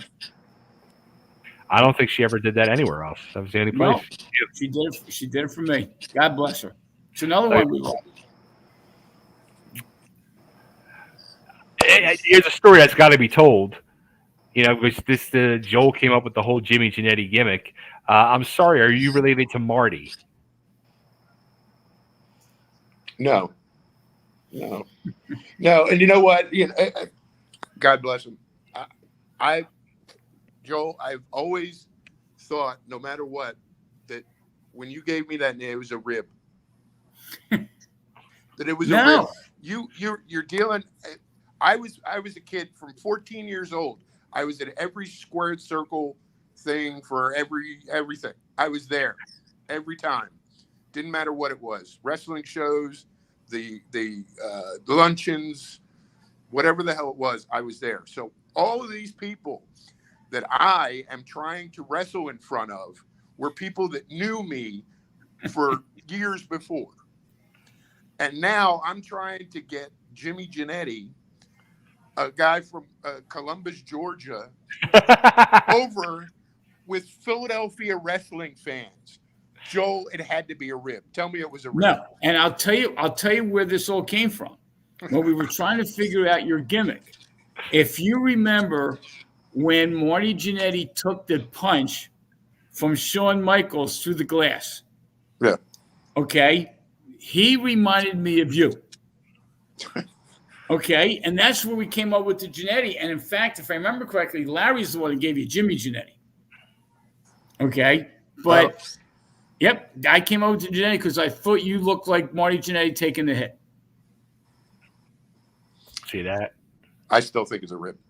Okay, but anyway, it wasn't a rib. Yeah, I've kept that name for all these years, and to a detriment. They even tried to change my name. Whenever like a lead balloon. Yeah, he wouldn't go, but no. And I got to wrestle against Marty one time. There you go. So it was Raven and I against Rich Myers and Marty Jannetty in Maryland. Now, did you wrestle as Jimmy Jannetty with Marty in the ring? Yeah. Oh yeah. Okay. Interesting. Yeah. And a little while after that is when they formed the New Rockers with Al Snow. And a few years ago, somebody had asked me, they said, why didn't I team with Marty for the New Rockers? And I said, well, to be honest, Al Snow lost the coin toss. He'd probably agree with you. Yeah, I'm sure he would. That's great. That's great. That's funny. All right. On that note, let's wrap it up, guys. Thanks again so much for doing this, Joel. Jannetty, I love you. I love you both. Thank you. Love you guys. No problem. Anytime, guys, for sure. And Jimmy, I'll be in touch. Absolutely. All right, guys, let's wrap it up. Good night. Okay. Thanks, everybody, for tuning in. We had a fun night. Stay tuned to the channel. Make sure you subscribe to find out what's coming up next on Chewing the Fat. And also go over to the Chubby Dudley Facebook page and keep abreast of everything going on. And until next time, see ya. I get to